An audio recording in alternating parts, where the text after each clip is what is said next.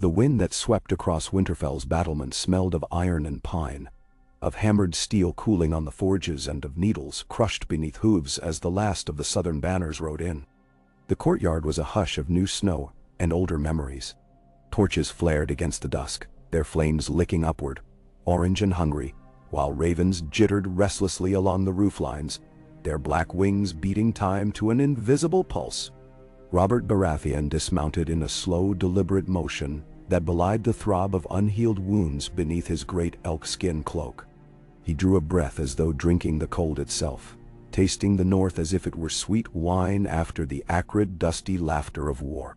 For an instant, his raging heart quieted. In that quiet he heard hammer falls from the smithy and the softer hush of women's slippers hurrying at the edges of torchlight, and he thought that here, perhaps, the world might grow simple again. Eddard Stark strode from the great hall, boots crunching on frost, leaving behind the warmth of fires and the sharp tang of mulled ale. His face was worn from sleepless nights and the hard ride up the King's Road, but the gray eyes held their steadiness. A bearskin cloak clasped at his shoulder spilled down his back in waves of iron-shod brown. He placed a hand upon Robert's arm, brother to brother, and for a breath time bent around them. Days as squires in Jon Arryn's care, nights beneath the high crags of the Eyrie, their lungs filled with mountain air and boyish dream. Now those dreams lay half-drowned in the Trident's red water. Robert's fingers closed over Ned's wrist in greeting, rough and ringed, and Ned felt the tremor of the Uther's strength held in restraint.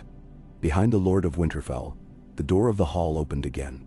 Catelyn emerged with Sansa clinging shyly to her skirts, and Robb trotting at her heel, red of hair, his wooden sword smacking restlessly against his thigh. Catelyn's smile was small but sincere, cut out of long worry. Robert lowered himself to one knee so Robb's bright blue gaze would meet his own. The boy puffed up at that, gripping his toy hilt with princely gravity. "You've the look of your father," Robert said. His great voice softened into something nearly gentle. "And your grandfather too, I'd wager." He rose, wincing, knuckles whitening on his thigh where the boar's tusk had torn deepest weeks ago. Catelyn offered a polite bow. Her lady's eyes lingered on Robert's bandaged flank, marking what her husband did not speak aloud. Inside the hall, the men Robert had brought with him: Thorin Smallwood, Garton Follard, a pair of Stormlander knights whose names escaped even Robert at the moment, shook snow from cloaks and stamped chilled blood back into their toes. Servants hurried about with flagons of ale, baskets of bread, bowing. A great fire roared upon the hearth, driving the night from dark-beamed rafters. Robert drank deep, first flagon then second, the first smile in days bending his mouth. Yet through the laughter and the low call of musicians screeching out some old Northman reel, his gaze traveled ever back to Ned. A question sat there, unsheathed, catching the light. Catelyn excused herself after the first course to see Maester Luwin about the stores and roads before the storm, and Sansa trailed with her. In Catelyn's absence, Ned noticed how Robert's merriment dulled. The king, though no crown yet sat upon his brow, only a circle of gold awaited him in the south, rubbed a hand over his beard, eyes tracking the shadows bent in the corners of Winterfell's great hall. "It is quiet here," he said suddenly, as though surprised. "Too quiet for ravens to keep secrets." Ned frowned. "The war is ended," he answered, voice low. "Winterfell is a place of healing now." Robert snorted at that, half amused, half sorrowing. "Healing, aye. Yet a man may stand amidst a field of graves and speak of healing, and the wind will carry the lie for him." Ned's jaw squared, but he said nothing, and Robert let it drop, turning back to his meat. Later, when the moon stood above the broken tower and wolves sang beyond the wall, Ned walked the galleries alone. The sound of his boots creaked against stone still slick from the day's melt. He paused at a door half ajar. Candlelight spilled thinly across the threshold. Inside, the space was ordered with Northman simplicity. A narrow bed, a travel chest, a single tapestry of a woman chasing stags in a blooming wood, southern needlework. Ned's heart stumbled. It was not the tapestry that drew his hand, but the soft, ragged hush that came from the bed. He pushed the door wider. In the cradle by the fire lay the child, his child in every sense that mattered now. though the truth of parentage clung to Ned like unwashed blood. Skin pale as first ice on a pond, wisps of dark hair curling against the infant's brow, the smallest fist twitching in some unknown dream. Ned felt endless nights of the Tower of Joy roar through him. Lyanna's voice hollow with fever and pleading. A promise given, its weight heavier than any sword he had ever raised. He drew the fur blankets closer about the small form, checking the tiny chest's rise and fall. A sigh shivered Ned's lips, equal parts relief and unanswerable dread. Somewhere beyond the door Robert's footfalls sounded, hammer hard and unerring. "I did not know we took in babes now alongside knights and refugees," Robert said, voice a rumble just behind Ned's shoulder. The Lord of Winterfell turned quickly, schooling face into calm. "The babe was found on the road from the neck," he lied. The words practiced yet still tasting of ash. "His mother died birthing him."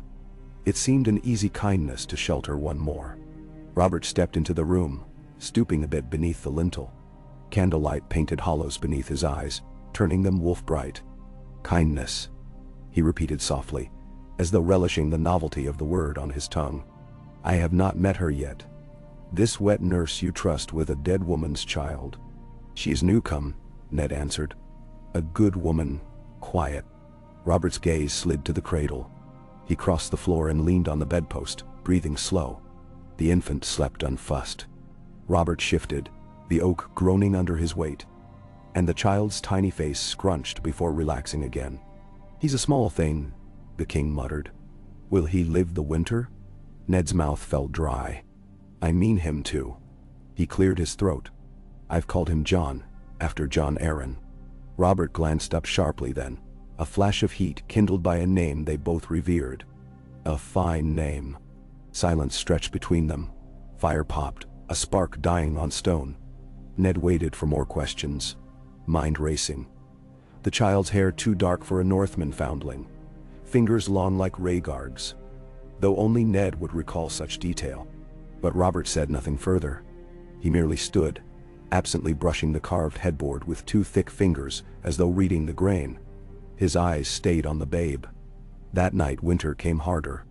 A crack of thunder shuddered over slate roofs, and hail rattled like scattered stones. Robert did not return to the hall. He paced the covered walkways instead. Thorin Smallwood found him above the godswood, a flask dangling from one gloved hand. "We ride for King's Landing at week's end," Robert said without preamble. "Ned will come south beside me, but the north holds things I do not see." Smallwood bowed his head, unsure whether to speak.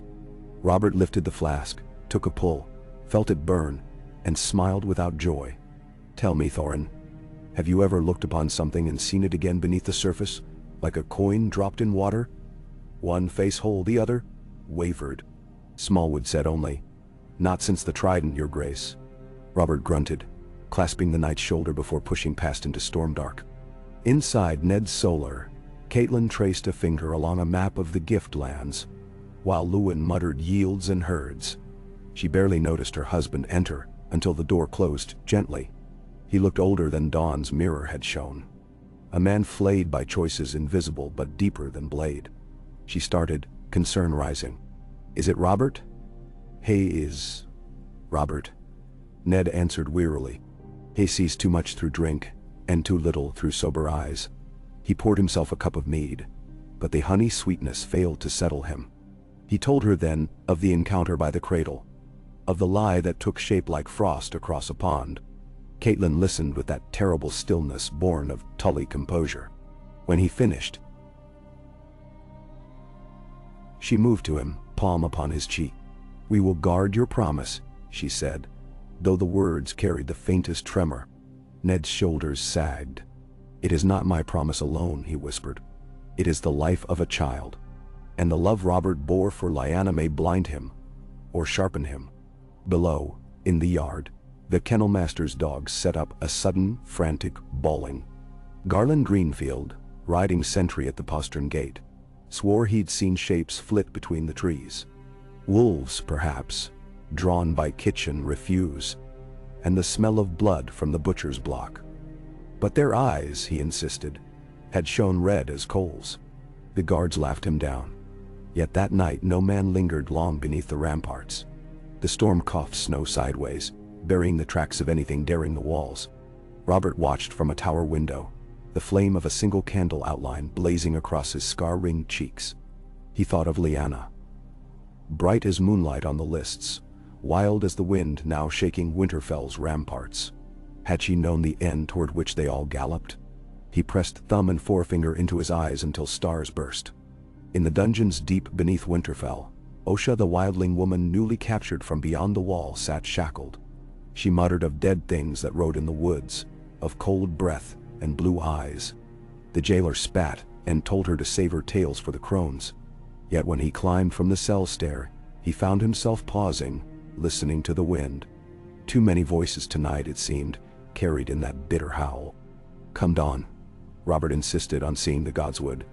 Ned led him through drifting white, past root-cracked stones and the silent watch of sentries. Snowflakes caught in Robert's beard like pale embers.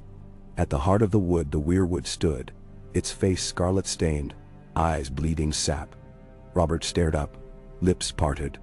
Southern gods knew nothing of such ancient witness, but something in the red eyes unsettled him, as though the tree remembered all oaths broken before its gaze. Ned knelt, gloves off, breath fogging. Robert shifted uneasily, crunching branches underfoot. "The north reeks of secrets," he murmured, raising gaze to the canopy. "I have had my fill of secrets, Ned." Ned rose, snow clinging to wool. "Some secrets guard lives." Robert gave a bark that might have been laughter, might have been despair, and others steal them whole. Rhaegar's secrets, Aerys's secrets, even Lyanna's. Look what they cost. He waved a hand as if sweeping aside ghosts. "If you harbor aught that might wound the realm, speak it now, for I will brook no more war." Ned's mouth opened, and in that trembling second, he balanced upon the edge of silence and truth. He saw the cradle, the dark wisps of hair, Lyanna dying, the promise. The silence won. On the rampart above the inner gatehouse, Maester Luwin watched the two friends depart the godswood. He noted the set of Lord Stark's shoulders, the restless fury pacing beside him in Robert's stride. Luwin had served House Stark all his gray life. He knew fear when he saw its print upon a man. Back in his turret laboratory, amidst vials and vellum, he unfurled a raven's tiny wing and stroked the pinion thoughtfully. If messages must fly, they must fly soon, before snow sealed the eyries shut. Supper that evening was roast goat with rosemary, crisp roasted turnips, and a brown gravy thick as evening gloom. Robert devoured 2 platters before the hall fell quiet. A skirl of pipes began a melancholy tune. Thorin Smallwood leaned in to mutter about contingents, about loyal men awaiting the word to march home. Robert nodded, but his attention strayed, drawn again to Ned, who sat farther down the table beside Catelyn. The Lord of Winterfell spoke little, fingers sliding absently around the rim of a half-drained cup. Sansa drowsed against her mother's arm. Robb's eyelids fluttered. Bran, not 2 years, burbled laughter at Arya's crooked faces.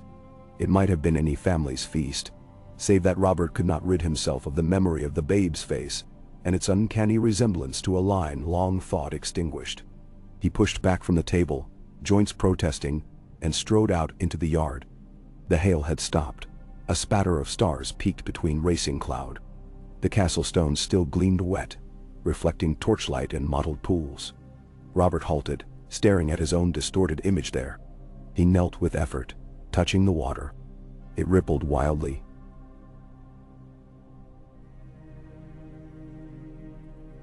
Dintualds and black, his face tearing itself anew with each motion. He thought of the prophecy old Valyrian seers once whispered, of dragons hatched again amid salt and smoke, of children risen in other men's castles. The hairs on his neck prickled. Somewhere in the darkness a direwolf howled, sonorous, full-throated, and every man at Winterfell felt the marrow-deep note of it. Catelyn found Ned in the rookery at midnight. The maester's fires had dimmed to embers, casting both husband and wife in bleak half-light. She touched his arm, drawing him from thoughts made visible by the worry creasing his brow. "He suspects," she said softly. Ned nodded without turning. "He sees ghosts whenever he closes his eyes. If he chooses, he will tug until every thread unwinds." He looked at her then. I would rather break my own oath than set the realm afire again. But the word break sat heavy. He had built himself upon honor. To shatter so principal a stone left the structure of his soul listing dangerously. If he learns... Ned could not finish. Robert, meanwhile, stood outside the stable loft, where grooms whispered of new foals. He listened, though he did not understand why their quiet talk steadied him. A smell of straw and horse sweat filled his lungs, grounding him from the tumbling storm inside. He thought of the babe, and felt again a surge of anger. At enemies long dead, at friends who held daggers of silence, at himself for not laying every ghost to rest upon a pyre. In his mind rose the specter of Rhaegar at the ford. Silver hair clinging wet, rubies racing downriver like spilled blood and scattered stars. Robert clenched his fists until pain cleared his vision. I will have no more dragons, he swore to the night. The night gave no answer. Dawn painted the sky bruise purple, and ravens burst from the rookery in a thunder of wings. Snow fell in thick, lazy flakes as though the storm, exhausted, settled at last. Lit by this fragile light, Robert limped along the covered walk toward Ned's chambers. He halted outside the door he remembered from yesterday. Soft candlelight within, that cradle silhouette. For a moment, he merely listened. Nothing but the murmur of wood settling in the walls. Then he eased the latch. Inside, chill persistence crept over the floor despite a hissing brazier. The babe slept, curled like a seed beneath fur. Robert took one slow step, then another, until he stood above the cradle's rim. His breath fogged. He stared. The child's eyelids fluttered, revealing irises dark as midnight lakes. The small mouth opened in a silent, "Oh, oh." Robert's heart hammered. He knew those eyes. As a boy he had glimpsed them in the dragon skulls beneath the Red Keep. Obsidian hollows that promised fire. He knelt. His hands, which had broken princes on battlefields, shook. Behind him, the door clicked. Ned's voice was a blade drawn quietly. She will wake soon for her feeding. Robert did not rise. She, he echoed. You told me he. Ned swallowed. A slip of tongue. Robert glanced over his shoulder, and in his gaze Ned saw the tide turn, suspicion sweeping away the last drift of friendship unclouded. Robert stood slowly. Tell me whose child this is, Ned. Ice crystallized in the space between them. Ned's breath hitched. She is under my protection. Robert's laugh cracked like dry pine in a hearth, utterly without heat. Your protection. Gods, Ned. I rode 1,000 leagues on the strength of your word. Tell me now before I damn us both. Memory reeled Ned back. Lyanna dying. Promise me, Ned. Her fingers bruising his hand. He saw the crown Robert longed to wear. Forged by victory but tempered by grief. If Ned spoke the truth, Robert's justice would fall quick and brutal upon this sleeping child. If he lied anew, he might yet shield her. But at what cost to himself, to the friendship, to the realm? The silence pulsed. From the courtyard below rose the distant clang of practice blades. Life above blades, Ned thought desperately. Life above crowns and banners, and old, dead wrath. He faced Robert, spine unbending. Take your hand from your sword, Robert. You are frightening her. Only then did Robert notice his hand clutch the pommel of his warhammer, knuckles white. He let it drop, breathing ragged. Footsteps rang in the corridor. Catelyn's returning with the wet nurse. The simple woman with flaxen braids. One more heartbeat, and they would arrive, stumble into this brittle tableau. Robert's tongue worked in his mouth, words forming like wounds. At last he turned from the cradle. I will not kill a sleeping babe, Stark, whatever her blood. But do not ask me to bless her, either. He strode to the door and paused. The realm cannot survive another dragon, Ned. Then he was gone, leaving the door ajar. Winter wind whistling in. Ned approached the cradle, hand trembling as he tugged the furs closer about the infant girl. No, about the last hope of a promise. Her tiny fingers closed over the edge of his glove. He bent, forehead brushing the wool, feeling her pulse thrum steady beneath his lips. Behind him, Catelyn entered quietly, nurse at her side. She looked once to the door left half open, then to Ned's eyes, reading there the storm yet to break. "He knows," Ned said. Catelyn's silence was answer enough. The nurse lifted the babe gently, and the child began to fuss. A thin, hungry wail that rose over the hush of Winterfell. Ned watched them go, each step carving deeper the path of choices now set in iron. Across the yard, Robert Baratheon mounted the covered stair toward the battlements. Hailstones crunched under his boots, remnants of last night's fury. He looked out over the frozen world, pallid skies, forests shrouded, towers spearing upward like the antlers of some colossal stag. The north lay vast and secret beneath him. In a year, perhaps less, he would sit the Iron Throne. Yet all his crowns weighed nothing beside the infant's dark eyes. He tasted ash on his tongue, ash and summer flowers, and he wondered which would haunt him longer. The Darrow wolves began to howl again, one to another, their voices crossing the dawn like threads between stars. Robert closed his eyes and listened, wondering if the wolves howled warning or welcome, and whether he, king in all but name, could still tell the difference. Snow fell in slow, patient curtains for 3 straight days, sealing Winterfell inside a muffled white cocoon. Drifts piled waist-deep against the outer curtain and crept like sleepy beasts up the flanks of every tower. Chimneys breathed thin gray plumes. The world beyond the walls receded into pale haze, as though the north itself wished to smother whatever secrets had been stirred. Robert Baratheon took the enforced stillness like a blade to the ribs. He paced corridors until his limp flared, drank mulled wine until even Thorin Smallwood frowned. Then paced again, his storm-bright eyes forever drifting back to the thought of the babe. Each night he climbed the library tower and stared south, searching for something in the snow that was not there. Perhaps the shape of a slain prince rising once more. Perhaps Lyanna's ghost. Ned felt the old friendship strain with every passing hour. He kept Robert close at table and in the archery yard, let him loose axes at frozen straw men, even walked him among the crypts where kings of winter lay wrapped in stone. Robert listened as if half hearing a prayer in a foreign tongue. Before Lyanna's statue he bowed his shaggy head. The flicker of torchlight smeared shadows across the face of the woman they had both loved in different ways, and Ned wondered whether statues could feel jealousy of the living. That night, in the warm hush of Catelyn's bedchamber, the babe woke fretful. Catelyn lifted the child to her breast, humming a river-soft lullaby. Ned watched from the hearth, a raven feather cloak about his shoulders. The wet nurse slept in a pallet at the door, exhausted. Candlelight caught the baby's dark lashes, impossibly long for so tiny a face. Ned traced each feature with anxious eyes, barely a moon old, yet already hints emerged. A sharp chin, high cheekbones beneath the soft plumpness, and those eyes when open, eyes that could turn night to wildfire. He whispered the name he used only in his mind, the name his sister had begged him to keep hidden.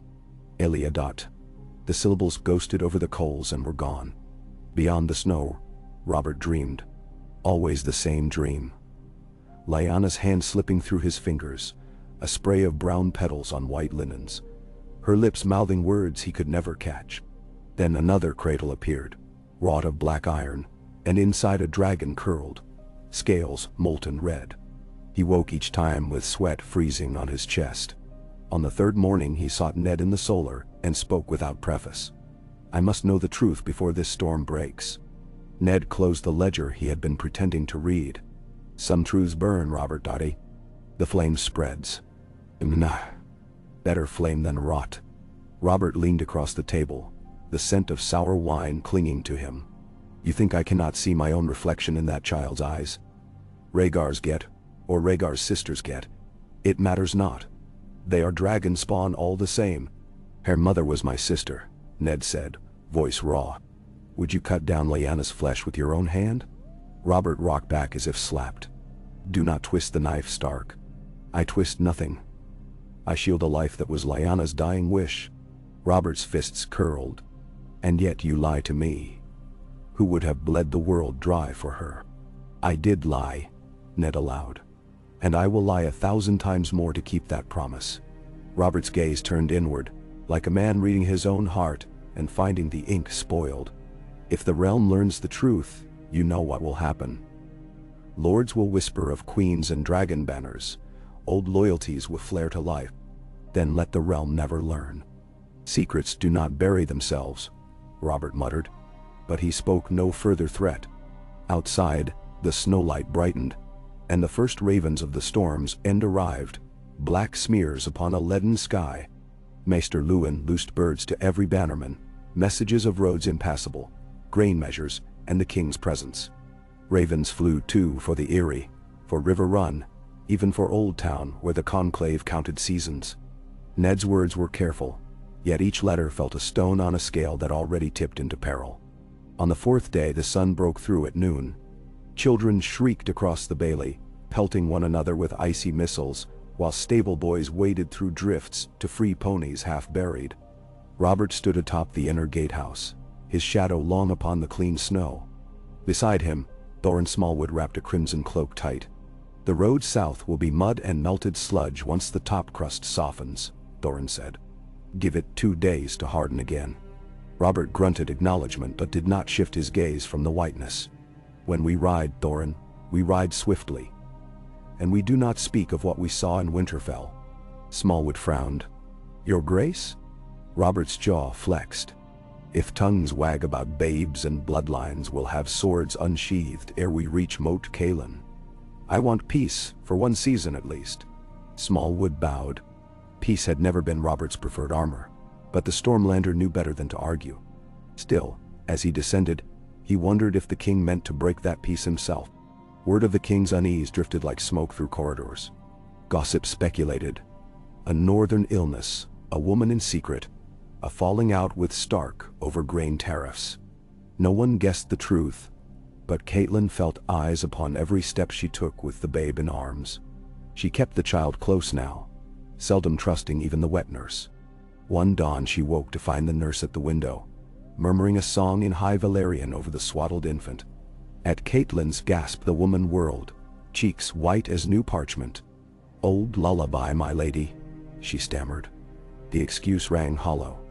Catelyn dismissed her that very hour, and placed Septa Mordain as watcher, while Lewin sought a replacement from Wintertown.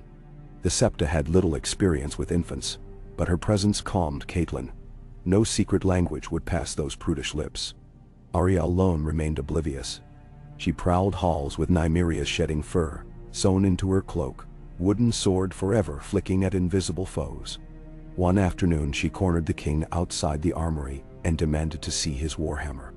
Robert, amused, knelt and let the girl trace the pommel. "This crushed in Rhaegar's breastplate," he told her, then caught himself and softened the tale to speak of tourney melees. Arya's eyes glittered wolf bright.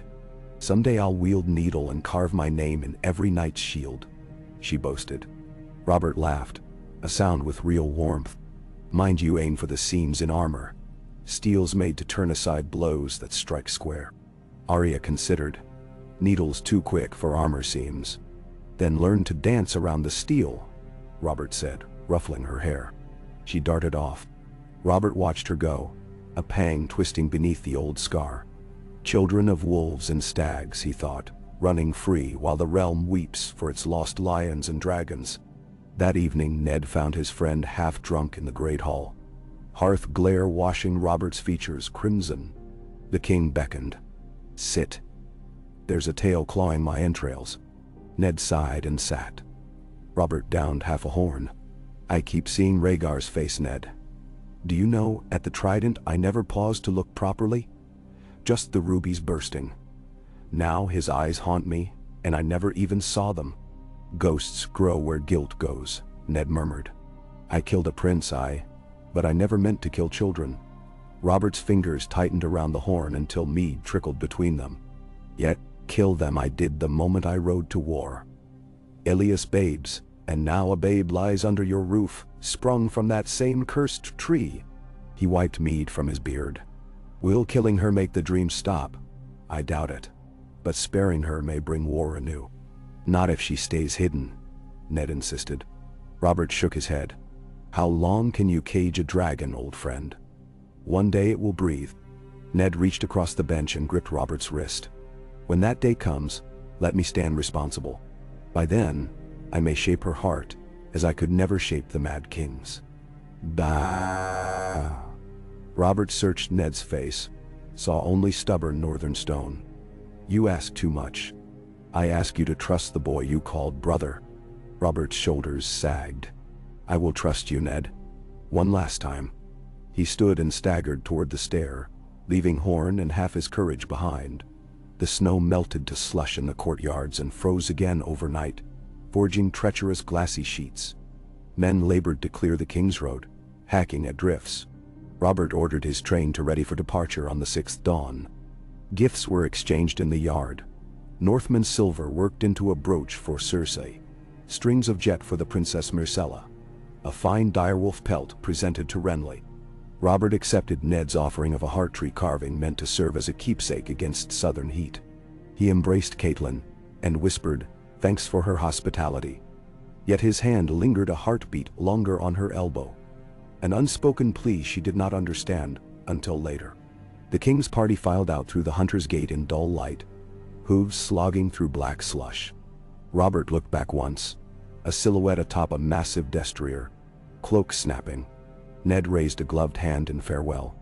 When the riders vanished between snow-capped pines, a hush wrapped Winterfell.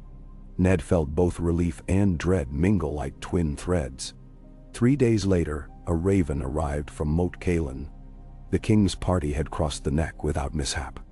Farther south, the roads were mud, but passable. Ned breathed easier.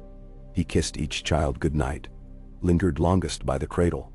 The babe slept on, hands curled, the faintest smudge of a crimson birthmark visible now at her collarbone, small, shaped oddly like a teardrop. Ned brushed it with a fingertip, thinking of rubies scattered on river shallows. He shivered. Life resumed its winter rhythms. Council meetings over granaries, Robb's sword lessons with Sir Roderick, Bran's first steps across the courtyard flagstones, Arya's nightly escapades after the cook's cats. Yet Ned could not shed the weight of Robert's parting words. Worry gnawed him like river ice at a wooden bridge.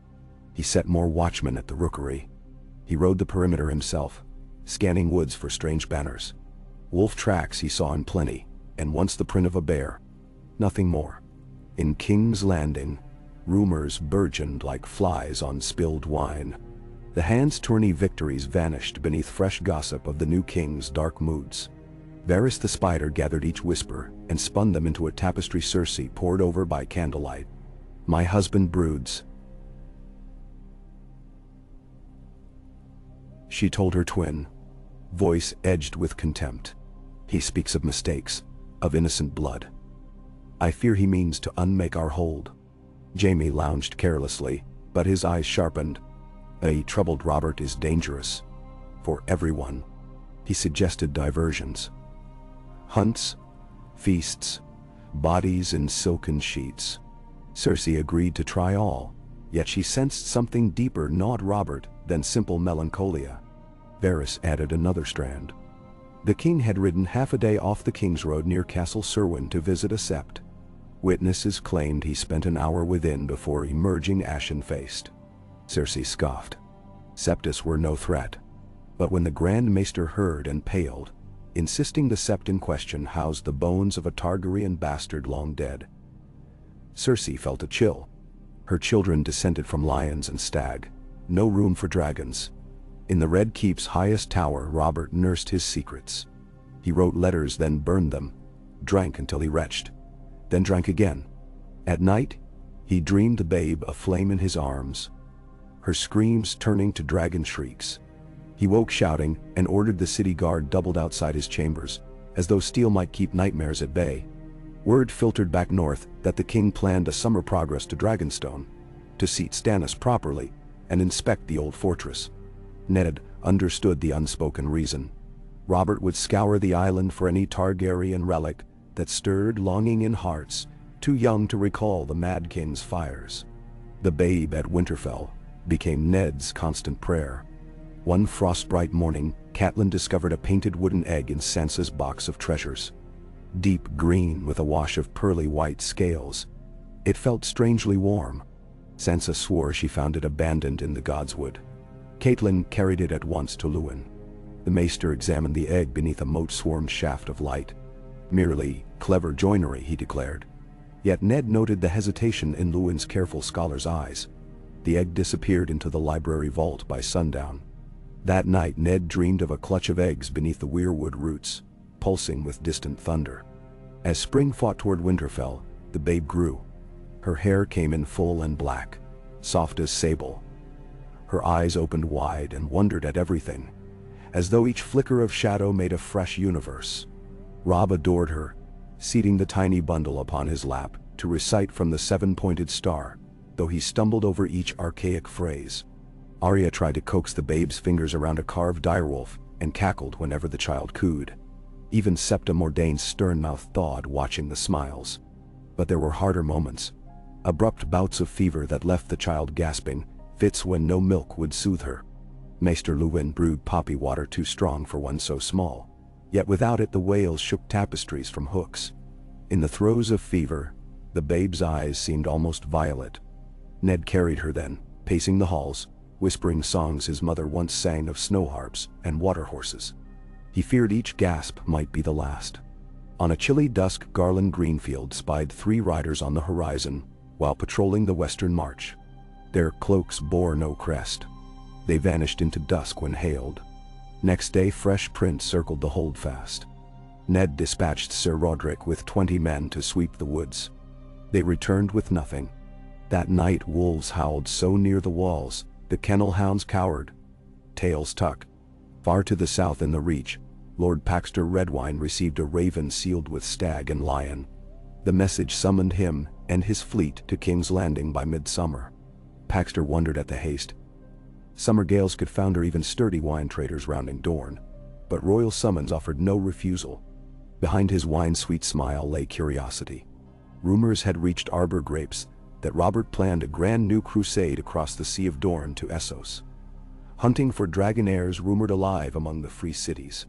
If true, Paxter smelled gold. War-fed fleets as surely as wind. Varys heard too, and sent scented scrolls northward disguised as merchant contracts. One found its way by tortuous paths to Winterfell, hidden inside a shipment of mirror-polished daggers ordered by the Lady Stark. Catelyn slit open the velvet wrap, and a scrap of parchment fluttered free. She read the cryptic message thrice, then brought it to Ned.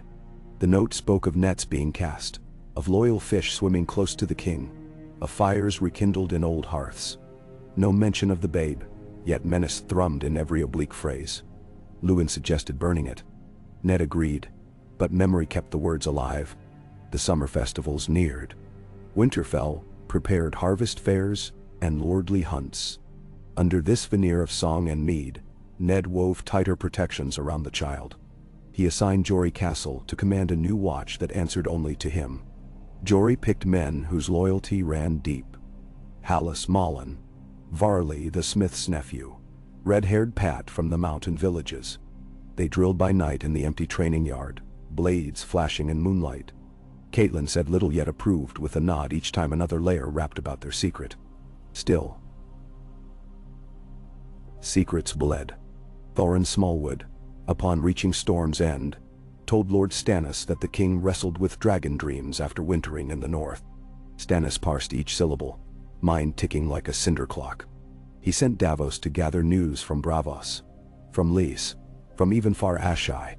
Stannis trusted few, but he trusted rumor less. If Robert's grip slackened, someone must guard the throne, even if that someone was the grim brother no one loved. In Braavos, a shadowbinder from the Shadowlands whispered tales of a girl child, born beneath a bleeding star, who would wake stone dragons. The Sea Lord laughed away such stories, but a curious Selsail scribbled them onto parchment that later found its way onto a Pentashi galley bound for Old Town. Step by step, a web tightened across oceans.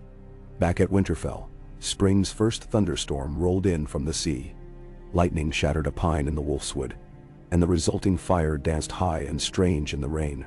Men who went to douse it swore sparks flew green for an instant, like wildfire.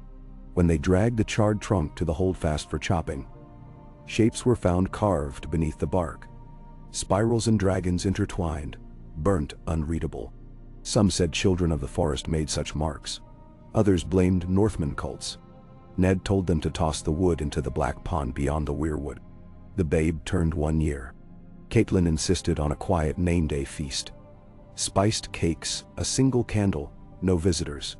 Ned gifted the child a small direwolf carved from weirwood. Sansa danced her around the hearth. Bran toddled in circles after her laughter.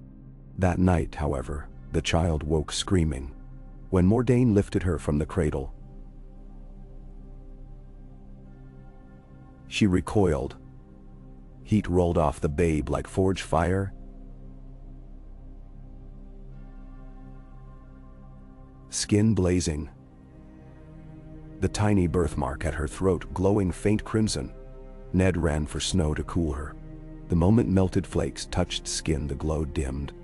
The babe sagged into sleep. Ned asked Luwin for answers, but even the maester's learning failed. "Dragon's blood," he murmured. Unaware the word slipped free. Ned hushed him, heart hammering. After that, Ned commissioned a wooden cradle lined with woven hoarfrost wolf pelts, believing the old god's breath might soothe her. It seemed to help. The next fever broke quickly, yet Ned saw a shift behind the girl's dark eyes now. Awareness, almost cunning. Once he swore he heard her babbling sounds like Valyrian vowels, though no one in the household spoke that tongue. He doubled the guard once more.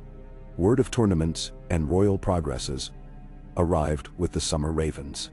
Robert announced a grand melee to celebrate his name day in King's Landing, drawing lords from every corner. Whispers hinted that at feast's end, the king would proclaim a great charter of succession to reassure the realm against Targaryen resurgence. Ned's pulse skipped. If Robert meant to name Joffrey as unquestioned heir while casting new condemnation on dragon spawn, any rumor of a babe in the north would become proof of treason. Ned prepared to ride south. He could not refuse a king's name day. Yet parting from the child crumpled his resolve.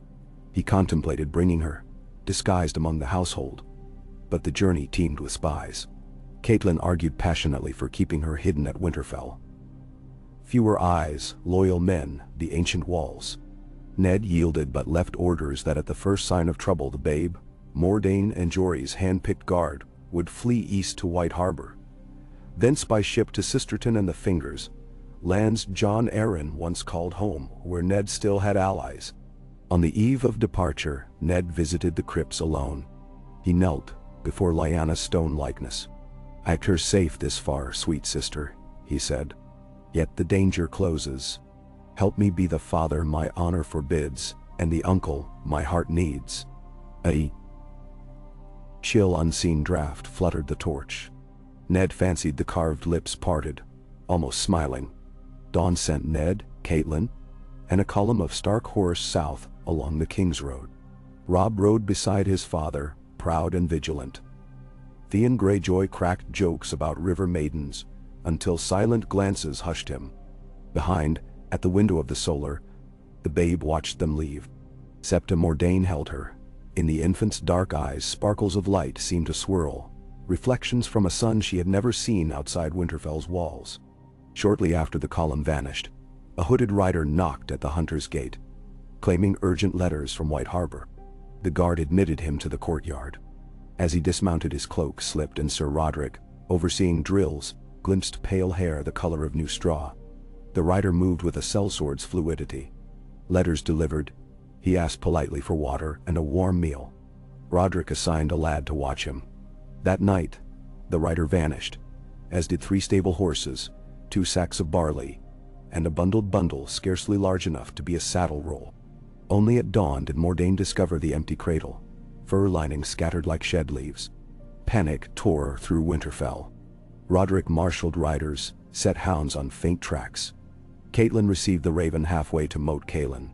Her scream startled every bird in the sky. Ned read the message at dusk, lantern trembling in his hand. He spurred his horse so hard, Robb could not keep pace. By moonrise, the Lord of Winterfell galloped north again with half his retinue, tearing flesh from the road. The hooded thief made for the coast, knowing pursuit would follow the King's Road. He cut through forgotten deer trails, clutching the swaddled babe against his chest. She slept when he rode, woke howling when he stopped. At a brook, He unwrapped her enough to pour water between tiny lips. In the starlight he saw her eyes, deep purple tulip petals flecked with drops of black.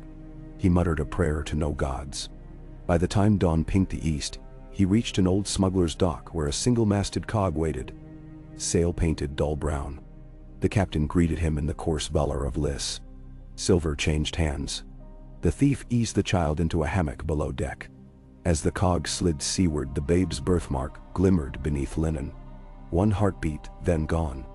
At Winterfell, hounds lost the scent at a frozen ford. Roderick fumed. Catelyn rode the banks herself, but tracks vanished where wind-shattered reeds leaned over murk. A second raven sent to Ned never reached him. Storm winds tore it down near the neck. In King's Landing, Robert prepared for festivities. Unaware his fear had come true. The cog reached Bravos in 10 hard days, slipping through the Titan's legs at dawn. The thief carried the babe along quays thick with spice stink. He made for the house of black and white. Acolytes opened at his knock. Faces of half-masks looked upon the child. Coins clinked. He offered a name. "She is debt for the one whose life you spared at the Green Fork." The acolytes conferred in silence. Finally, they shook their heads. "Some lives we dare not claim," one whispered. "Too bright, too dark." They returned the coin. The thief's shoulders drooped. He carried the babe to the Ragman Harbor, despair rising. In a wine shop he met a soft-voiced woman draped in amethyst silks. Her eyes matched the fabric. She said she served a lord who sought rare bloodlines. She offered safekeeping, riches, a future. The thief hesitated. The babe whimpered, feverish again. He relented.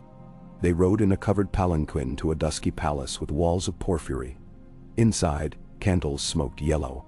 Servants bathed the child in warm milk, anointed her with jasmine. The woman promised tutors, music, a mother's love. The thief left filled pockets, though shame weighed heavier. Weeks later, in a hidden vault beneath that palace, the babe lay upon a velvet cushion while robed magisters traced glyphs in gold. One pricked her heel for a single drop of blood. The drop hissed on the glyph, burning white as forge iron. Gasps rose around the circle. The babe did not cry, only stared unblinking. The eldest magister whispered, "Blood of the Conqueror and Winter Kings both. The song is true." Candles guttered. The circle bowed. Back at Winterfell, Ned returned to ruins of hope. Catelyn met him at the gate, eyes hollow. He rode through the bailey like a man carved from grief. In the Godswood, he knelt beneath the heart tree and pounded fists into snow until blood smeared his knuckles. He vowed to scour every port, every city. Ravens flew within the hour to White Harbor, Gulltown, Eastwatch, and Laughter Rank salt pans. Littlefinger in the Vale received one and smiled like a cat. In King's Landing, Varys stepped lightly into the king's solar. Robert slumped at his desk, crimson-veined eyes dull. The spider bowed. "Grave tidings, your grace. A child of old blood stolen from Stark lands." Robert blinked. "Taken? Alive? So our whispers say." Robert pressed hands over face. "Rhaegar's shadow hunts me." Varys nodded. "Shadows grow longer at twilight. Best to light torches, else stumble into war." "Into what torches?" Robert rasped. "Marriages, your grace. Alliances. If lions wed wolves and stags, dragon sparks may smother in drifting ash." Robert considered. "Sansa to Joffrey. Indeed. And perhaps Arya to a Tyrell or Redwine. Grains to feed armies. Knit the realm so tight no stray ember finds air." Robert exhaled. "Do it." Varys bowed deeper.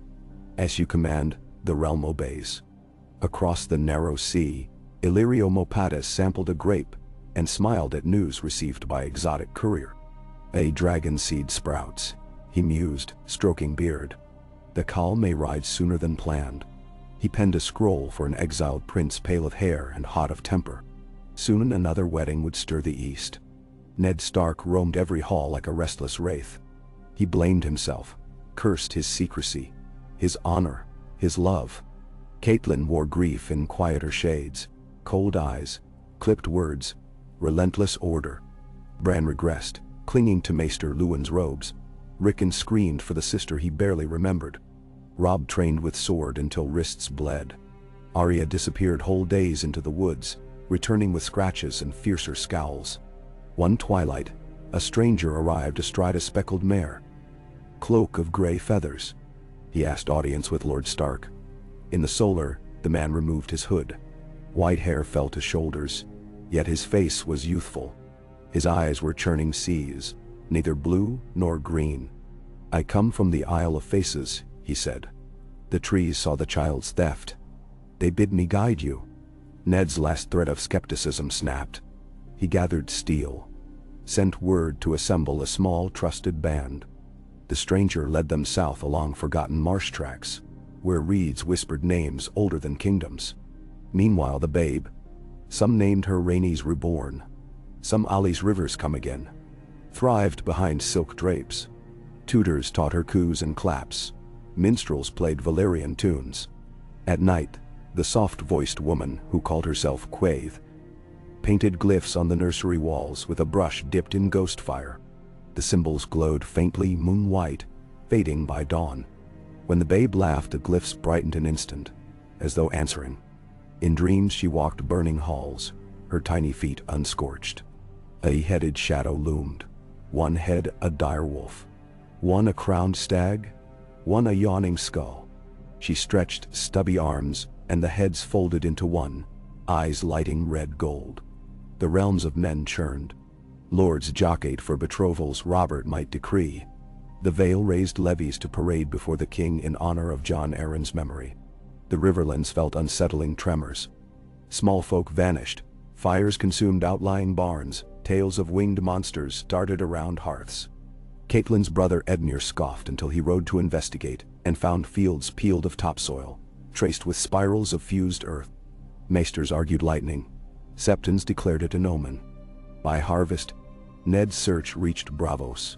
In the fog-laden alleys near the moon pool, he learned of a Lyseni ship that made port days before dwarf moon. He followed coins, threats, silent tongues. A dock rat spoke of a baby with eyes like dusk wine taken to the purple palace of a foreign magister. Ned pressed deeper, but each door shut swift. Each witness forgot. On the morning, he meant to storm the palace gates. Assassins attacked. The white-haired guide died first, arrow through throat. Jory's nephew fell with 3 knife wounds. Ned killed 2 men in alley mud, but a crossbow bolt lodged in his shoulder. He escaped by leaping into a canal, slogging through eel-thick waters to a cobbler's loft where a Braavosi widow bound his wound. Fever followed, black and boiling. In it he saw Lyanna's face turn to the babes, tears pooling like rubies on marble floors. When he woke weeks later, the trail was cold.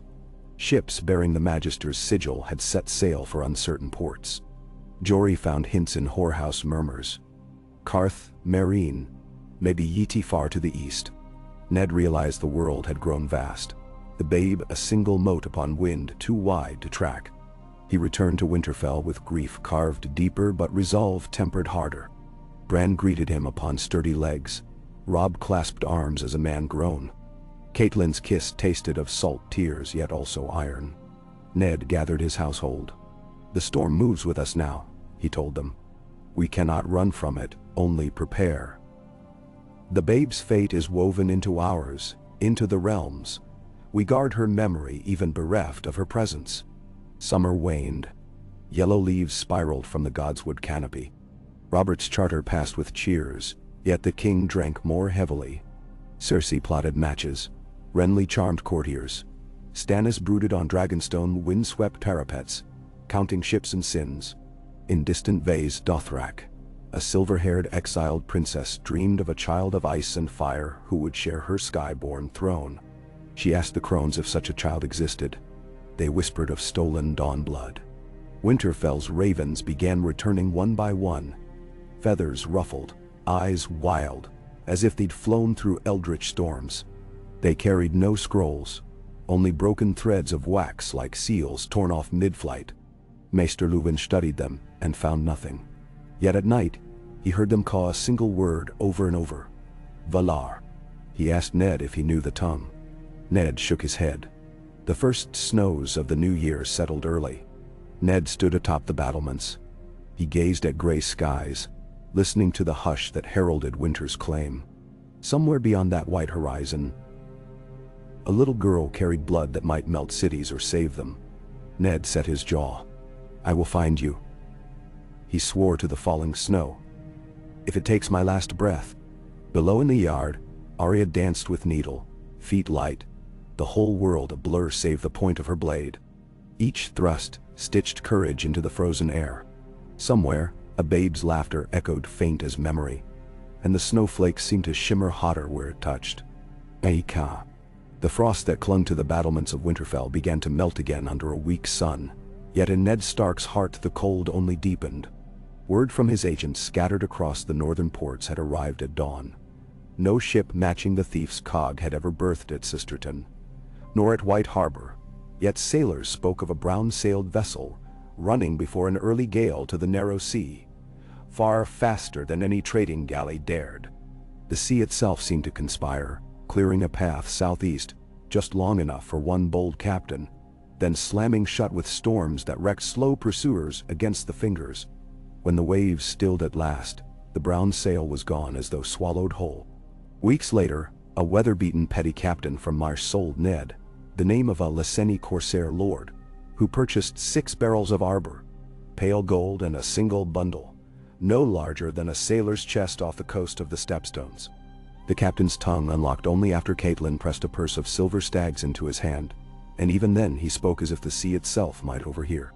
The corsair was called Nares, the Unburnt, an affectation, Ned assumed, until the merman swore Nares bore a melted brand down her neck where a slave master had tried to mark her and flame had slid aside, like rain off oiled silk. Whether she lived still none could say. Pirates passed in and out of life like gulls over breakers. As ravens flew and riders galloped, the babe grew past her first summer. She learned her own name, Eliane. Quaithe called her in the lilting tongue of Ashai, though the Braavosi servants whispered, Elia, when the magisters were absent. She toddled among silk cushions under a painted dome, every surface tiled with dragons in flight, wolves at bay, moons devoured by suns. Minstrels plucked high Valyrian ballads on 7-stringed zithars. Scented braziers breathed lotus smoke that left even grown men lightheaded. Eliane laughed, eyes sparkling violet shot with midnight blue, and the glyphs Quaithe had inked upon the marble walls hummed faint as distant bees. More than once a tutor recoiled when silver motes gathered in the child's wake, flickering there until she clapped her fat hands, and they burst like candle sparks. One autumn morning a visitor glided down the palace corridor. A towering man robed head to heel in midnight samite, face hidden behind a bronze mask hammered into the likeness of a weeping maiden. Silent attendants parted like reeds before him. In the nursery he knelt, placed a single carved wooden heart before Eliane, and bowed until his brow touched the tiles. The babe tottered forward, patted the wooden heart, and squealed with delight. Around the instant figures, as if answering the motion, the inked glyphs flared radiant blue, then dimmed. The masked stranger lingered only long enough to whisper to Quaithe in razor-thin Valyrian, then vanished as though swallowed by shadow. Quaithe watched from an arched window as the stranger's ebony gondola slipped down a moonlit canal. The wind begins to shift.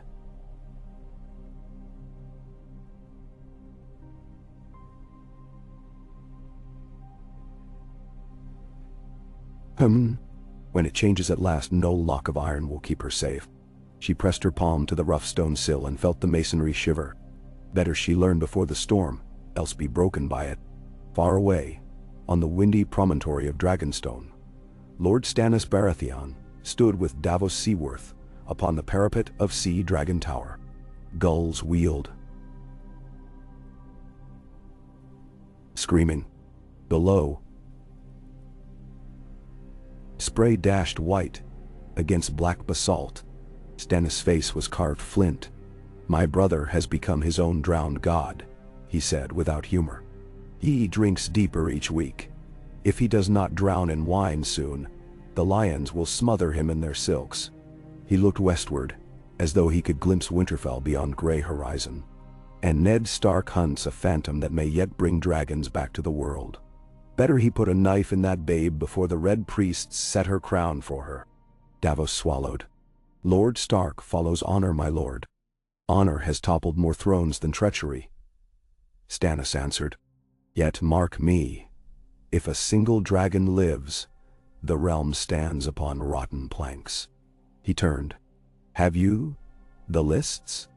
Davos offered a sealed leather tube. Stannis cracked the wax. A stag within a burning heart. Inside lay tallies of ships sworn to Storm's End, to the 3 daughters, to hirelings in Volantis who might sell steel, no questions asked. Stannis read, lips align. Too few, he said, but enough to carve truth from rumor. He rolled the parchment. Send your sons again, Davos. Let them sail west, toward Old Town. If maesters still harbor eggs, I will know. And whisper to the Lyseni captains, coin for every scrap of news of a brown-sailed cog last year. In King's Landing, the city baked beneath a false spring's humid breath.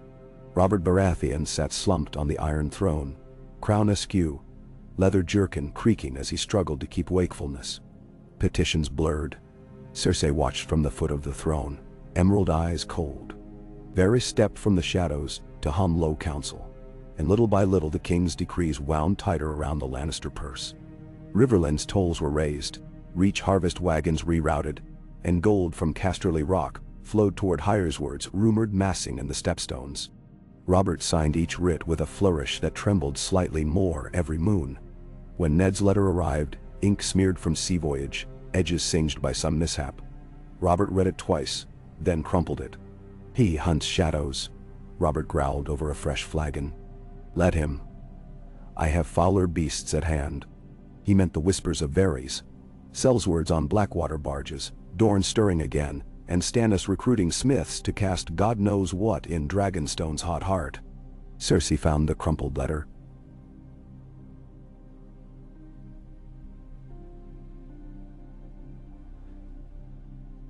Smoothed it flat, and read the plea for aid searching Braavos. Her mouth twitched. That night she penned a raven to Lord Tywin, suggesting Braavos might be convinced to ransom Stark's secrets cheaply, if the Braavosi believed the lions hunted them already. The next morning, a red-sailed galley slipped from King's Landing bearing 2 Braavosi diplomats. One genuine, one a faceless man hired by coin that did not bear a lion's mark. Varys watched from a balcony and sighed. The pieces scatter, he told himself. Yet the board remains the board. Ned Stark spent half the depths of winter in the quiet chambers of the Sea Lord's palace, cloak draped to disguise sling and splinted ribs. The Sea Lord granted hospitality but no favors. Braavos prided itself upon neutrality. Its laws forbade kidnapping within its lagoon. Yet beyond those misty pillars, fortunes turned and men vanished by the tide. Still, in the great hall where dozens of would-be suitors danced with daggers among flickering braziers, rumors fell like snow. Ned learned the masked stranger was called the Starling Knight, that he served something older than the Iron Bank, perhaps older than Braavos itself. Some claimed he was not a man at all, but a remnant of the Royne's drowned wizards. Each tale was wilder. Ned clung to only what even the rowdiest Braavos repeated. The Starling Knight never appeared except to bargain life for life. One half-frozen evening a slip of parchment appeared beneath Ned's door. The charcoal sketch showed a 7-pointed star encircled by runic rings and beneath, a single word, Kisgar.A. Ned puzzled over the name while the widow who tended his wounds sipped spiced wine. East of Astapor by more than a month's sail, she offered. A ruin from ages before men counted years. Ned traced the star. Why send me there? The widow shrugged. Your child, perhaps? Or your doom? Ned bound the note inside his jerkin. Before dawn, he booked passage on a wine runner bound for Volantis. Robb begged to go, but Ned refused. Someone must protect Winterfell, and your mother. Bran clutched Ned's thigh, promising to keep watch from the tallest tower. Ned kissed each child, though his eyes lingered longest on Arya. Keep your point up, little horse, he told her. She thrust needle skyward, fierce as any knight. Then he rode south to White Harbor in silence, Jory and 6 grim men at his flanks. The sea voyage proved cruel. Gales battered the wine runner 10 leagues off Storm's End, tossing crates until oaken ribs groaned. In the black of a moonless night, a thin keel shadowed them without lantern. The captain, an orange-bearded Pintashi flinching at every boom, swore pirates seldom prowled this season. Ned kept watch with hand wrapped round the hilt of Ice's younger cousin, a greatsword shorter, but still northern steel. On the 4th dusk, the shadow swept alongside until hull scraped hull. Grapnels flew, iron biting oak. Men shrieked. Ned led his guard over rolling casks, steel flashing blue in lightning glare. He cleaved through a mailed corsair whose helm bore twin sunbursts. Sigil of Naris the Unburnt. Blood ran slick across the deck, mixing with rain. When at last the pirates cut loose, 2 of Ned's guards lay lifeless.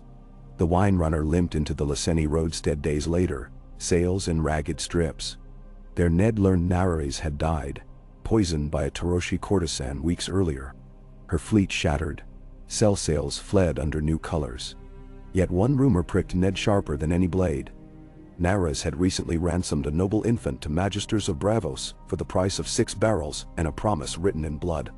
That promise, the dockhand said, bore a wax seal stamped with a 3-headed dragon devouring a weeping direwolf. Meanwhile, in the palace where Eliane grew, magisters gathered by torchlight. They measured the child's laughter, timed her fevers, collected a single tear in a crystal phial that glowed as bright as wildfire and refused to dim. They spoke of confluences, of summer's comet dew within a handful of seasons, of red mountains trembling in sleepers' dreams, of the ghost grass said to bleach the Dothraki sea. Quaithe listened, silent. When the eldest magister proposed bleeding the child under a triple eclipse, Quaithe's jeweled hand flashed. The magister fell gasping, lotus smoke pouring from his lips. No one questioned her again. In Old Town's taller watchtower, the knight's candle burned as Pate the novice crept after Archmaester Marwyn. Down twisting stair they went, into vaults where the black candle of Valyria hissed its pale smoke. There Marwyn spoke to a man in rust-red robes, whose face never left shadow. They whispered of returning and of a child bound by 2 songs. Pat fled, mind reeling. By dawn he resolved to quit the citadel, yet Maester Walgrave found him first, quill perched in trembling hand. "Fetch the conclave," Walgrave croaked. The glass candle burns again. And Pate remembered only emptiness after the pain blossomed behind his ear. Back across the narrow sea, Robert Baratheon ordered a grand hunt near the Kingswood to celebrate Joffrey's 11th name day. Lush tents rose, silk pennants snapping. Boars were driven from thicket. Horns rang. Robert rode at dawn, face flushed, belly sloshing ale. Alongside trotted a new hunting companion, Sir Garland Tyrell, sunflower bright, who flattered the king with tales of northern wonders, direwolves, giant spiders, stolen dragon babes. Robert drained his wineskin and laughed. Yet when the boar charged mid-afternoon, Robert's spear wavered. The beast gored his leg, only swift blades saved his life. Lying fevered that night, Robert clutched Garland's wrist. "If I die," he rasped, "burn every last dragon egg you can find." Garland only nodded. Cersei heard and sent a raven to Highgarden. The king's wounds fester. Ready the bloom. Marguerite Tyrell soon found herself pledged to Prince Joffrey, though the betrothal gift, a necklace of black pearls, felt heavy as chains. Storm clouds ringed the world. In Marine, a red priest from Volantis preached of shadows in the snow. In the shadow of the wall, Samuel Tarley found an obsidian shard carved with a sighing babe and 3 wolves circling her cradle. East of Qarth, winds roared across the trackless desert, raising glassy spirals that whispered Ned's name. Eliane turned too. Quaithe led her on bare feet through moonlit halls, teaching her to speak words that tasted like falling snow. Sov, son, Wexio, Lord, Ritzas, Knight. The child repeated them with solemn wonder, and the palace trembled minutely, as though foundations felt each syllable.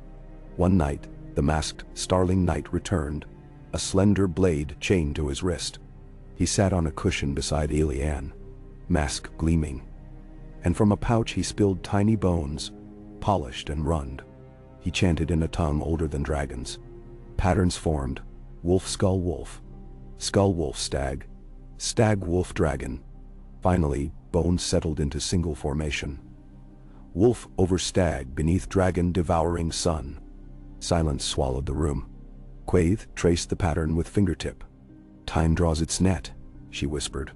Elianne stared at the bones, then pushed the stag piece aside and set the wolf in its place. The bones gleamed bright crimson, then dimmed. The stranger inclined his masked head, as though the move satisfied some hidden rule. He departed that hour, but not before placing a feather, pale as hoarfrost, at Elianne's feet. The babe clutched it until dawn, and from that day the inks on the walls no longer glowed at her laughter. They pulsed instead to her quiet hum, a tune none could place. Across leagues of salt and spray, Ned Stark crossed the summer sea aboard a broad-hulled slaver captured by Volantine triarchs and repurposed as a pilgrim cog. On deck, Ned gazed nights at sullen stars. Each constellation felt wrong, as though skewed by some vast unseen hand. Jory sidled up one dusk. "My lord," he murmured. "Some passengers whisper our ship is cursed. We fly no banner, our captain prays to 7 gods but keeps a dragon idol in his cabin. And every eve he spills wine for the drowned god too." Ned's lips twitched grimly. Perhaps he hopes to appease all sides so whichever prevails will spare him. Yet Ned himself felt unease. He dreamed nightly of descending stair after stair into crypts deeper than any Winterfell held, and at the last landing he found a babe lying in arms of a weirwood carving whose face was his own, mouth sewn shut. When the ship hove into the black mouth of the Skahazadon River a month later, Ned saw pyramids rising, scaled sides gleaming gold in harsh summer light. Astapor stank of charred peppers and rotting kelp, of despairing men. Ned disembarked and found the salt breeze hotter than any forge. His coinage won him a barge upriver, then camels across scrub where the red wastes encroached. Giscar, locals said, lay buried beneath dunes 10 days east, cursed by gods and haunted by snakes that spat flame. Ned pressed on. On the 5th dawn, he came upon a circle of stones half buried in ochre sand, each carved with twin kings facing outward. One in wolf helm, the other with dragon wings. Between their feet coiled a serpent. Jory's remaining guards muttered prayers. Ned knelt, brushed grit from an inscription so worn only shards remained. Ice curved against fire, blood of both, steel of none. He touched the stone and felt a thrum. That night desert winds keened, and the stars wheeled red. One guard wandered into the dark and never returned. The next day Ned saw a single set of child-sized prints around their horses, half filled with drifting sand. He pressed onward until dunes fell away before a blasted plain of glassy shards. Fused sand, black and green, stretching to horizon. In the center lay the skeleton of a city. Twisted spires, melted gates, stone runnels where rivers might once have flowed. Even sunlight seemed to hesitate above that ruin. Iscar-Datin. Ned walked its heart at noon, each step crunching vitrified ground. The air smelled of lightning struck iron. At the city's core, he found a pit lined with basalt teeth. Deep inside flickered a hearth glow despite windless gloom. Jory begged Ned turn back, but Ned descended alone. At bottom lay a half-collapsed vault, etched across black floor. Spiraled an immense sigil. Direwolf circling stag circling dragon devouring sun, exactly as Quaithe's bones had foretold. Beneath thick dust, grooves shimmered with some iridescent mineral.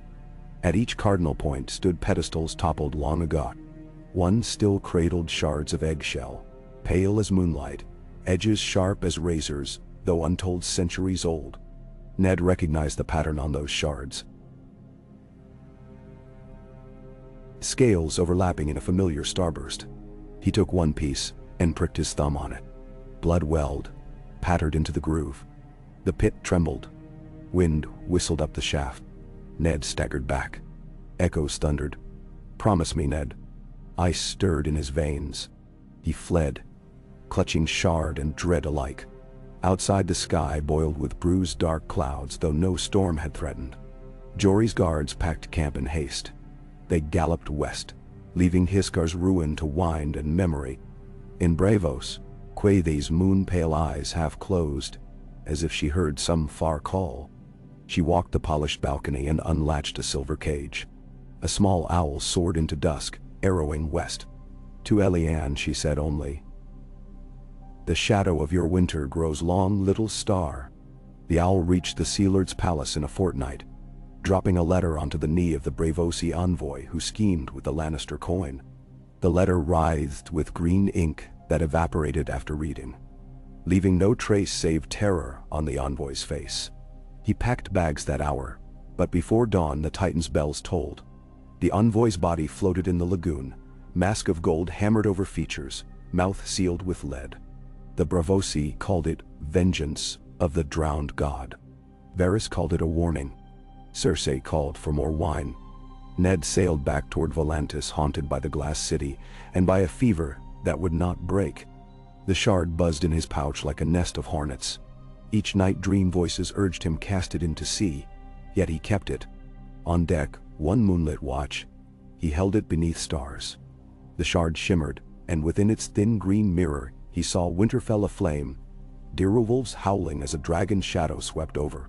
He clenched fist until blood soaked bandage anew. The voyage ended at Driftmark, where Lord Valyrian's dark-hulled pride of driftwood ferried Ned discreetly home. But Storm's End beacon already blazed. Robert lay dying. A second boar, the raven said, struck his thigh, poison in tusk. Ned's head swam. He ordered Pride of Driftwood north. His duty to family outweighed duties to a king drunk on despair. But nights later a message from Maester Pycelle reached him via swift sloop. The king healed. He rides to Dragonstone for sea air. Ned doubted every word. Yet another raven announced Jon Arryn fallen from fever. But Ned knew Jon had died moons before. Someone forged old letters to confuse watchers. In truth, Robert had sailed secretly to Gulltown, meeting with Vale Lords mutinous against Lannisters. Cersei's spies misled half the realm. Stannis, alerted, fortified Dragonstone, bracing for war, white or red. On a chill evening, Davos brought Stannis word that Ned Stark had crossed Kiskar's ruin and seen glass sorcery alive. Stannis' jaw tightened. If Stark brings Dragonfire north, fire must meet ice ere both devour us. He dispatched Davos again, this time to treat with Ned, to warn him that any path which placed a Targaryen heir upon a throne meant another dance, another field of fire. Davos sailed wearing a white flag. Elianne's third named day arrived upon a spring tide. Quaithe gathered braziers atop the palace's highest dome. Flames licked crimson. Magisters stood spaced in a circle, some by choice, some by enchantment. They chanted soft, voices weaving tapestry of sound. At the circle's center, Elianne sat playing with carved wolves. Quaithe sprinkled dust that sparked green, blue, violet. She spoke. "Child of promise, see your fates." Smoke curled, forming three scenes. First, Winterfell bathed in dawn, Direwolves prowling snowy ramparts, while a crowned woman, Elianne grown to early maidenhood, stood with sword of rippling steel and Targaryen banner quartered with stark gray on white. Second, King's Landing streets choked with riot, golden lions hung from broken spears, a stag crown nailed upside down upon the iron throne. Third, a vast plain of ice where figures of blue glass marched, and above them dragons of shadow fought dragons of light. In this third vision, Elianne knelt within a ring of weirwood saplings sprouting from frozen ground. Palms upturned, flame and snow swirling round her wrists. Quaithe's voice faded. Smoke scattered. Magisters trembled. One tried to speak, but his eyes burst crimson. He fell, lifeless. The others fled. Quaithe gathered Elianne close. "Visions lend truth no breath," she whispered, "yet men will kill to make them flesh." She sent ravens that night to Volantis, to Pentos, to a sellsword company of the cat. The message: it is time to move the starborn. Take her east before the comet. The brown Ben Plum's company of the cat arrived by Hidden River Gate 2 nights hence. Ben bowed low before Quaithe. "A high-priced kitten you hand me, sorceress." She fixed him with moon-glass gaze. "Lose her and your 9 lives end at once." Ben only grinned and hefted the babe, now a bright-eyed toddler, onto a saddle built for war. Quaithe slipped the feather Elianne cherished into Plum's gauntlet. West of the Bone Mountains wait folk who know the tune of her blood. She turned away as hooves clattered into damp dawn. On the shy maid bound for Celeries, Davos Seaworth found Ned Stark lean and parchment pale. They shared hard bread on sun-drenched deck. Davos spoke plain. "My lord, Stannis fears the realm breaks. Dragons, lions, wolves. He bids meat and parley." Ned listened, stone-faced. He handed Davos the glass shard. "I took this from a ruin that should not live. Tell Lord Stannis Dragonfire already breaks the world." Davos turned the shard. Within he saw torch reflections swirling like serpents. He swallowed. "Come to Storm's End," he urged. "Bring your proof." Ned shook head. "My first duty is to that child." He told Davos of Elianne, of Magisters, of visions glimpsed. "If she rises unbridled, I fear doom." Davos sighed. "If any man can bridle dragon or ice, 'tis you, Lord Stark." He stuffed shard in pouch. "Stannis will know what to do." In Meereen, Brown Ben Plum traded lion pelts for camels and led his company east. Elianne rode before him, feather tucked behind ear. At night she sang to herself wordless melody that set nearby torches crackling blue. The sellswords muttered. On 9th night, desert raiders swooped. Blades flashed.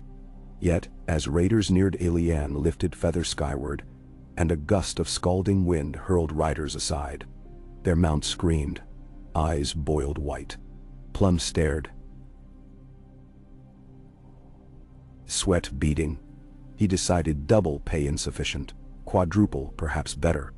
Far north of all mankind, on a hill of night frost overlooking a wind-carved valley, the last green seer stirred. Roots tightened around his shrunken limbs. Ravens clustered on antler-like branches overhead. In the pool's glassy surface he saw Ned Stark and Elianne and a comet blazing red 4. His voice was rust. Still, it carried. "The hour approaches, Brandon's blood. The song must be sung by 3, else the world ends silent." Leaves shivered though no wind blew. A great white direwolf, half again as tall as any man, lifted its head and howled so pure even the heart trees shuddered. In Winterfell's Godswood, Ghost snapped alert, answering that distant call. Jon Snow knelt by the black pond, reflection broken by ripples. He felt Ghost's hackles rise and knew some bond pulled tight. Yet Jon understood nothing of dragons or glass. He thought only of the wall looming in his future, and of the chill that stole into his heart whenever the wind blew from the southeast, carrying scents no wolf should know. The comet flared one spring midnight, red, long-tailed, rippling like a bloody banner across the vault of heaven. From the Jade Sea to the Shivering Sea, men woke and stared in dread or awe. Quaithe raised her bare arms atop a floating barge near the Isle of Cedars. Flames danced from her palms and the water hissed.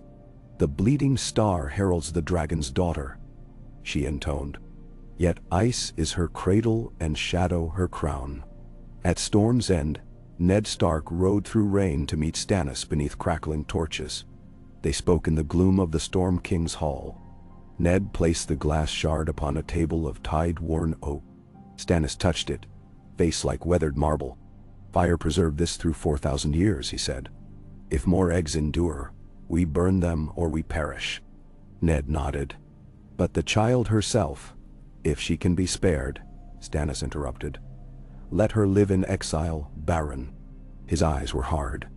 Yet prophecy breeds sharper knives than truth. The mere rumor of her blood may raise armies. Ned remembered Robert's rage, Cersei's cunning, Varys' webs, and sighed. Then we cloak rumor in thicker lies. Let the world think the babe died. Stannis considered. A wise lie requires a corpse. Ned. Indeed. Ned stiffened. We deceive, not massacre. No, Stannis conceded. But perhaps ashes suffice. They forged plan. Stannis would spread word his fleet burned a pirate ship, smuggling a Targaryen girl. He would display charred bones of a child killed by plague years before. Bones he kept after Raventree's siege as grim record. Meanwhile, Ned must find Illian. Whisk her somewhere no raven flew, where even the wall's shadows could not reach. Take her north, Stannis advised. Beyond the wall, even dragons freeze. Ned thought of cold princes riding dead horses and shivered. But he agreed. Davos glanced from one lord to the other and felt the old tides flounder. Yet, loyalty bound him. He sailed that hour, carrying letters sealed with direwolf and flaming heart, bearing false reports of victory no man had yet won. Rumor spread quick. The dragon girl incinerated in Blackwater Bay by Stannis' ships. King Robert cheered. Cersei celebrated with golden arbor wine. Lord Tyrell frowned, counting unbloomed roses. In truth, Illian now crossed the red wastes, riding a shaggy horse beside brown Ben Plum. Sun hammered them by day, cold bit by night. Plum planned to sell her in Qarth for jade and gold. Yet in desert camps fires refused to burn unless Illian willed them. Sellswords argued. Some feared witchcraft. Others sought to carve ransom alone. On the 14th night, mutiny struck. Blades flashed. As Plum fought a dozen of his own, Illian crawled beneath a dead camel and watched sky. The comet burned bright. Tears streaked dust on her cheeks. She whispered, one word. Home. Far away, Ned Stark stood upon the storm's end rampart, gazing the same comet. He too whispered, home. Wind shifted in the wastes.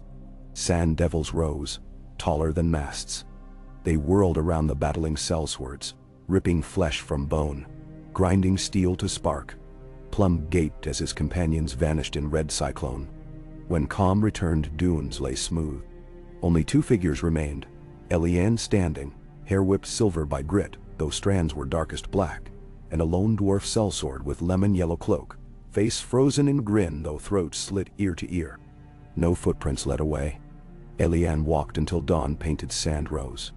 At the horizon shimmered walls of green stone, Carther's outer ring. Gates of the morning yawned. Merchants gasped at sight of dust-caked child humming to herself, feather in hair. The pureborn debated turning her away, but their astrologers saw comet's omen and argued this child brought wealth. They beckoned her into fragrant streets, unaware threads of prophecy tangled about their necks. In Qarth's hall of 1,000 sighs, Xaro's Exoan Daxos welcomed Illian with purple silks, bowls of candied ginger, and gentle flattery. She answered with giggles. Xaro recognized hidden flame behind her laughter. He penned secret invites to warlocks whose lips stained blue.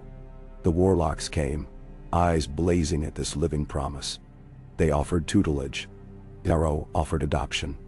Illian looked past them all to the horizon beyond garden walls, where cranes winged northward. Wolf, she murmured. At Winterfell, Ghost lifted his muzzle, and Jon Snow woke beneath black wind, heart hammering. He dreamed of a girl, hair dark but burning red at the tips, like charcoal catching flame. And she called his name, though no lips moved. Jon, she said, come find me. The wind shifted, and he smelt both smoke and snow. North of the wall, the last green seer convulsed. Ravens shrieked and fled. The pool rippled blood red, then stilled. He spoke a final prophecy. When fire kisses ice, the world of men ends. The world of song begins anew. One name weds both. One blood. Roots snapped, the green seer slumped. Far above, auroras flared. Ned Stark reached Pentos by fast sloop, heart ablaze with urgency. Illyrio Mopatis greeted him, perfumed arms wide. "You seek a child, my lord? Might barter a kingdom for her." Ned scowled. "I offer coin." Illyrio tittered. "Kings offer coin. Fathers offer kingdoms." He led Ned to a vault, lined with dragon sculptures. "Alas," the Star Girl slipped east with a sellsword. "But perhaps my young friend across the narrow sea would aid your search." He meant Daenerys Targaryen, new-wed to Khal Drogo. "She dreams of sisters she never met," Illyrio said smoothly. "Bring her this feather." He produced a white plume. Ned paled. It matched Elian's exactly. He seized Illyrio by brocade sleeve. "How?" "A tithe of tidings, Stark. The world trades in secrets more dear than gold." Ned bargained passage with a group of Carthene spice sellers, bound for the Jade Sea. Jory objected but followed. They sailed in narrow sandbooks along the coast, dodging storms and corsairs. Across half a world they chased rumors, a child opening gates by laughter alone. Warlocks slain by wildfire that poured from empty air. Zaro weeping before molten treasure turned to dust. Each tale pointed deeper inland. Inside, Qarth Elian escaped silk prisons with aid of a masked child known only as Shadow on the Moon. They slipped through the House of the Undying, where blue-lipped warlocks pursued, spells crackling. Elian's feather burned white and halls folded like paper, depositing them outside walls before dawn. The warlocks searched rubble. Only dust greeted them. Shadow on the Moon led Elian east, over bone mountains into hidden valleys where snow never melted. Their tribes bowed to the masked maid who bore ironwood spears. "They saw the comet," declared Elian Skyflame. "Child of night wolves and dawn dragons." They fed her mare's milk and blood peach. Elian grew strong, gaze steady. Ned tracked footprints across this same bone range seasons later. His beard whitened, ribs ached. But his resolve burned brighter than the comet's tail, fading now into myths. In a canyon of singing quartz he found the sign. A carved feather etched into stone. "Point northward." He followed. 5 winters passed. 5 summers never truly came. Robert Baratheon died. A boar, or Cersei's kiss, or both. Joffrey claimed crown. Ned far away heard rumor but could not return. War engulfed Westeros. Lions, wolves, roses, krakens. Robb marched south, the young wolf. Catelyn wept yet bore herself like steel. But in frozen valleys beyond the Bone Mountains, none of that mattered. Songs there spoke of a girl taming snow lions, her laughter breaking frost. Ned reached those valleys on the eastern equinox. He found her atop a cliff where white cats basked. She was 8, perhaps 9, hair raven black, streaked by sunfire strands, eyes amethyst-laced indigo. At her neck, birthmark glowed faint beneath furs. She watched Ned dismount wearily. Feather fluttered in her grasp. "Wolf," she greeted. Her voice rang clear as winter dawn. Ned's knees buckled. The years of dust and blood slid away. He knelt. "Ilian," he breathed. She tilted head. "You are Father Wolf." Tears cut lines through grime on his cheeks. He reached but stopped. His calloused hands shook. She stepped close, placed feather in his palm. Within its veins shimmered threads of green and red. "I kept it for you," she said.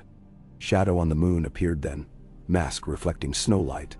The child chose her road, the small guide said in liquid common.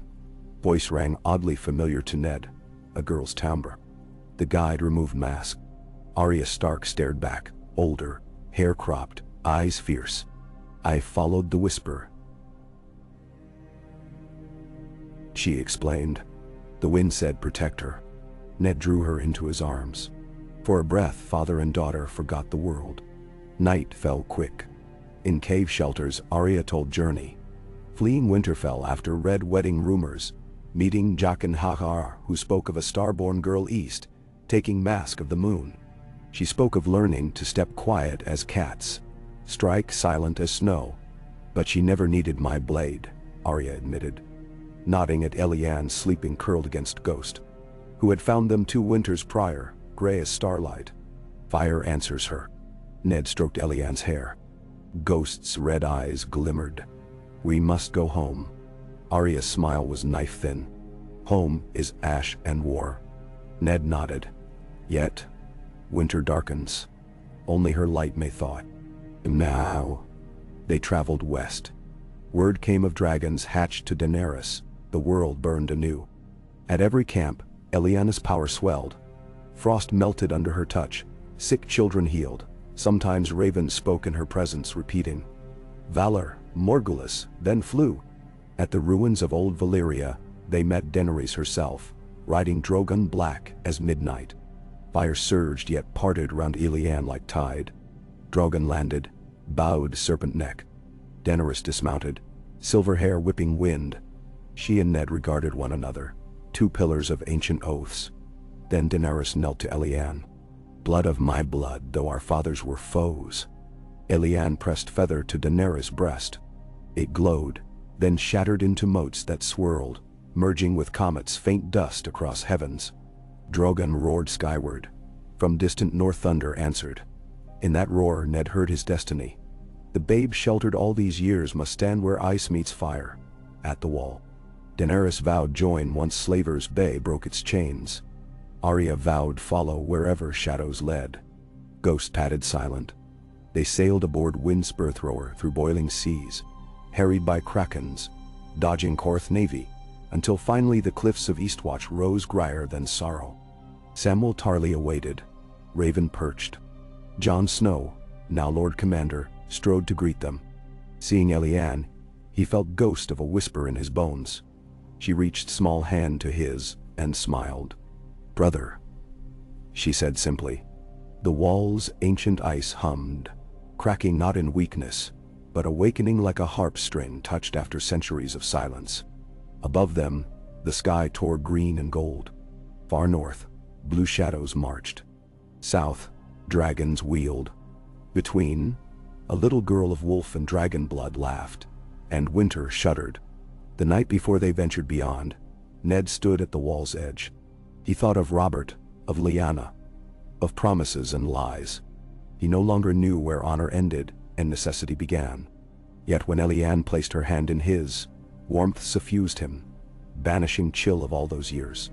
He bent, kissed her brow. Whatever song awaits, we sing it together. And somewhere deep beneath the wall, ancient stone pulsed to life, carving unseen runes of direwolf and dragon, entwined, preparing for dawn when ice and fire would finally touch, neither to consume, but to forge a world reborn. Okay. Wind lanced off the wall like shards of freshly honed obsidian, carrying with it a cry so thin it seemed made of glass, a keening drawn from leagues of frozen waste. Ned Stark heard it while standing in the lee of Eastwatch's crumbling crenellations. Dawn bruised the eastern sky, staining the ice ramparts in purples and sickled reds reminiscent of old battlefield mornings. Below, the tide crashed against gray rock, impossible to see in the pre-dawn dark. The rhythm as relentless as grief yet shot through with the promise of motion forward, bound for some other distant shore. Jon Snow emerged, oilskin cloak snapping open like a crow's wing. The ranging party is ready, he said, voice muffled by scarf but carrying the steel of new burden. Thorin Smallwood insists we leave before full light, or risk the lakes thawing beneath the horses. Ned felt sorrow flick across his chest like a forgotten scar. There had been a time when Smallwood rode at Robert's shoulder, jesting about southern harvest girls. Now Thorin held vigil over lands where the dead walked. As they descended the inner ladder ways toward the yard, Ned's breath steamed in front of him. Eliane walked between Ghost and Nymeria, Arya's direwolf having trailed north a week after they'd reached Castle Black. The girl's palm rested on each wolf's ruff in turn, as though reading stories they're invisible to others. She spoke to the animals in low murmurs that broke like amphorae at a hearth, little syllables no man could place. A mixture perhaps of Valyrian vowels, northern glottals, and something older still. The wolves answered with throaty rumbles and patient blinking eyes. In the yard, Rows of black brothers cinched saddles, checked bolts, muttered half-remembered prayers. Among them mingled wildlings, Tormund Giantsbane, eyes sparkling with jest even here on the brink. The spearwife Ygritte, flaming hair wound under fur. Mag the Mighty, a giant who watched everything with tragic gentleness. The Wall had broken its own rules months ago, when Jon accepted that enemies made yesterday might guard tomorrow. Ned had done similar bargains all his life. Oaths bent, never broken, he told himself, though the difference grew thinner with each compromise. Samwell Tarly arrived puffing, arms full of scrolls stitched into waxed hides. Maester Aemon is certain the text you carried from Kiskar refers to fissures in the heart of winter itself, he said, offering Ned the topmost packet. If we can reach the cavern beneath the frozen lake and place the glass shard at its center, the text suggests a resonance will, perhaps, dampen the long night's root. He swallowed hard, almost choking on the scholarship. Or rouse it entirely, he added, truthful to a fault. Ned unrolled the scroll. The glyphs shimmered faintly in the half-light, as though warmed by breath alone. He saw again those three symbols twisting: dragon devouring sun, wolf beneath crown of ice, stag broken upon spiral of bones. He rolled it tight, feeling weight gather behind his eyes. Axes rang. The ranging column took shape. 40 black cloaks, 20 wildlings, 2 giants, the direwolves Ned, Arya, Elianne, and a single raven perched on Jon's saddlebow. Mormont's raven, though Gior had been killed seasons ago. The bird croaked odd words at intervals. Snow, Stark, burn, King. They rode out as the first lash of actual sunrise spilled across the top of the wall, dyeing the colossal ridge fiery orange. For an instant, it looked as if the wall itself burned. Men crossed themselves, muttering. Jon thought of his watch vow. I am the fire that burns against the cold. He wondered if old builders ever imagined such literal flame might truly flicker inside the wall one day. By midday they passed the frozen marshes of the shivering forest, where skeletal birches rattled like dice cups. Snow devils danced across the flats, their cores so cold the air crackled. Ned glanced at Elianne periodically. Each time she rode alert, cheeks rosy, untroubled. At one point, a gust flung a shard of ice big as a helm at her. She raised a mittened hand almost idly. The shard burst into silver vapor inches away. As dusk bled in, Jon called halt beside a half-buried stone circle older than the wall. The outer rings were carved in spirals. Within lay a depression clogged by drifted snow. We camp here, Jon said. No fires. The men obeyed with the efficiency of those who have seen firelight draw worse things than hunger. Ice spiders tall as horses, whites trailing in trails of blue frost, silent owls whose wings cut throats as they passed. Ned sat with Sam under a tattered ridge tent. Sam opened a copy of the Jade Compendium, hair rhymed white. The resonance you worry over. The maesters of Old Town call it Concordia. Two forces opposite in nature, but equal in genesis, colliding in a sealed crucible to birth a third. Sam pointed to a marginal sketch. 2 dragons, one of ice, one of fire, swirling around a child holding a feather and a weirwood leaf. Ned felt the world tilt. Arya prowled the perimeter. Shadowlight. Twin swords catspaw, and needle hanging loose. She passed Tormund, who hummed a bawdy tune. Little wolf, he grinned. Smile. We'll see the end of this night. Arya snorted. We'll see something, she allowed. The moon clawed over the horizon full and huge, color of ripened wheat. As it climbed, sky sheets of green aurora ignited, fluttering like cosmic banners. Men stood spellbound.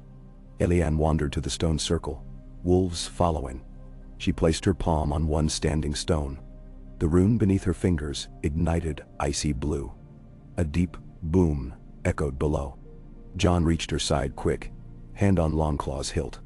What did you do? She regarded him calm. I greeted them. They remember the Starks.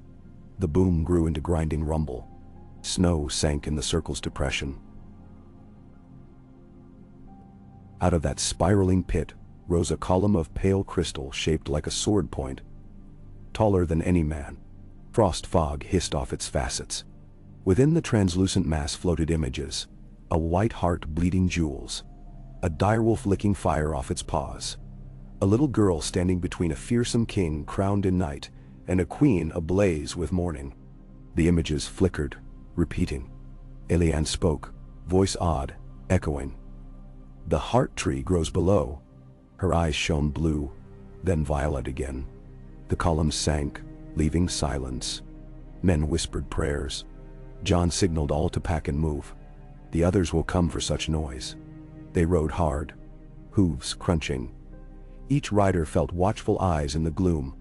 Above, the aurora pulsed. By second dawn they reached a ridge overlooking the frozen lake.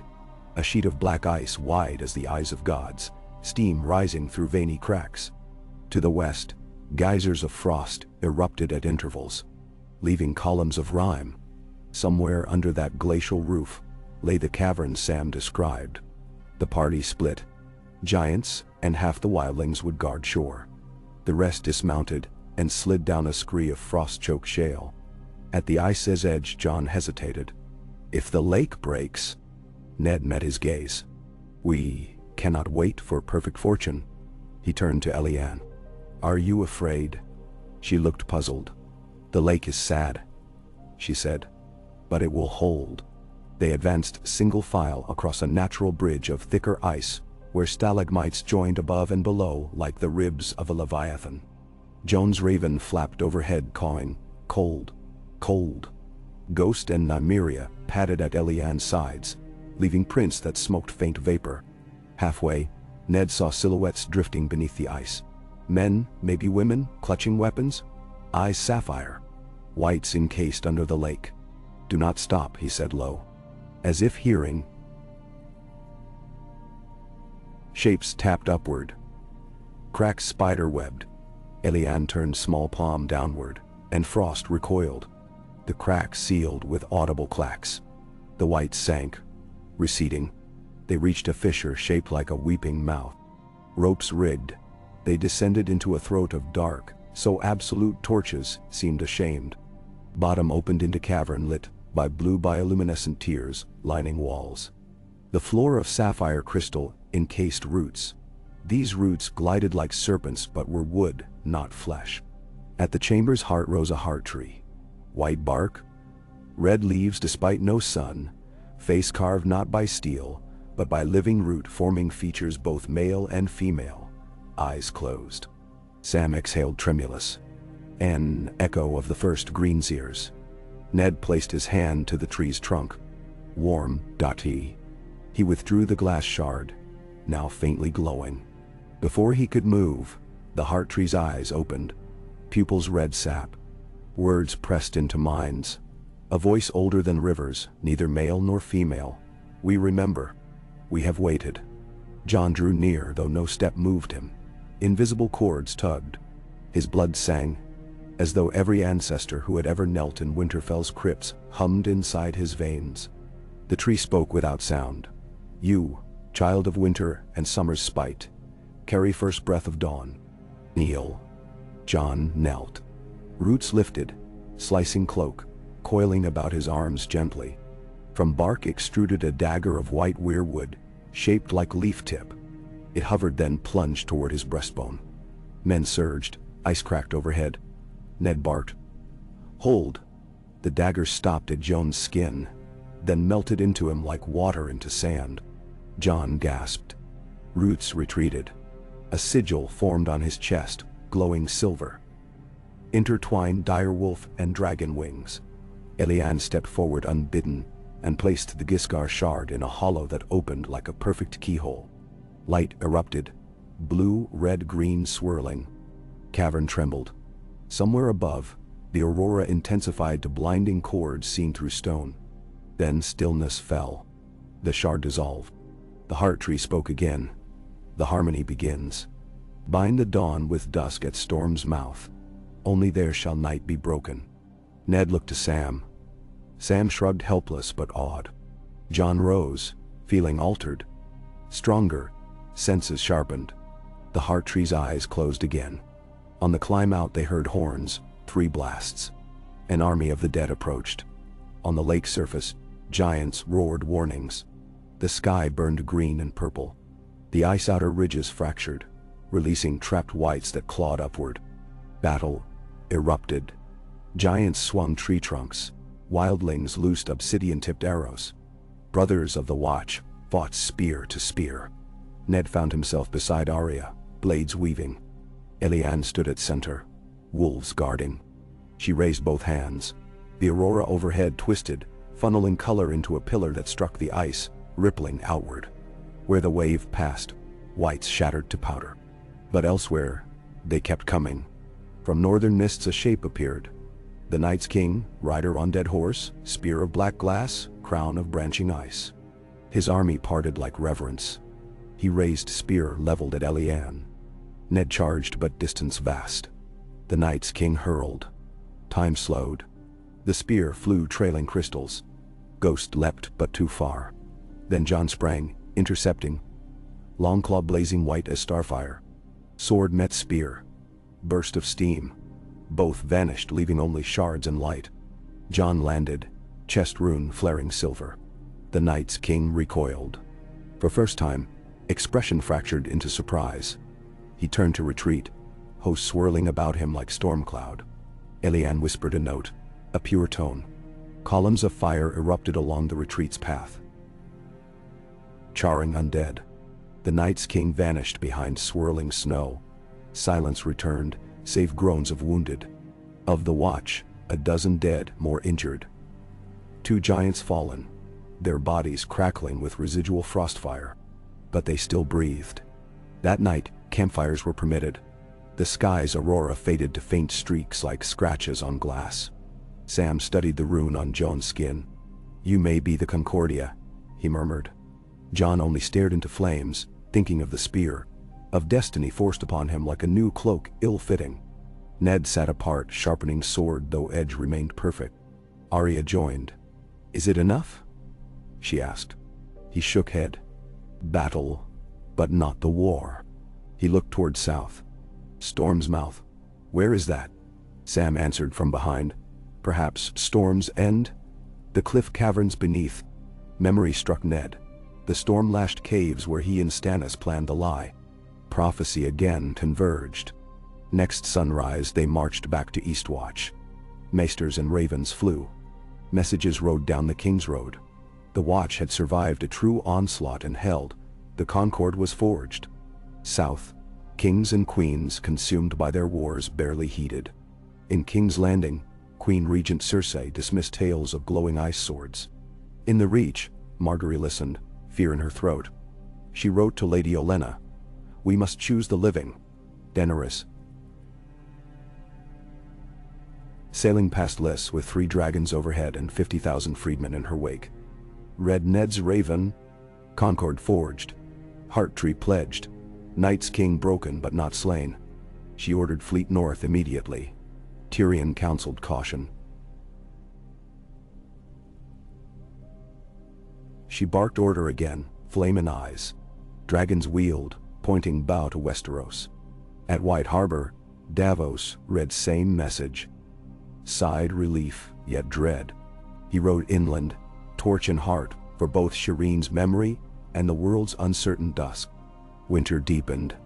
Jon's rune glowed constantly, casting gentle light.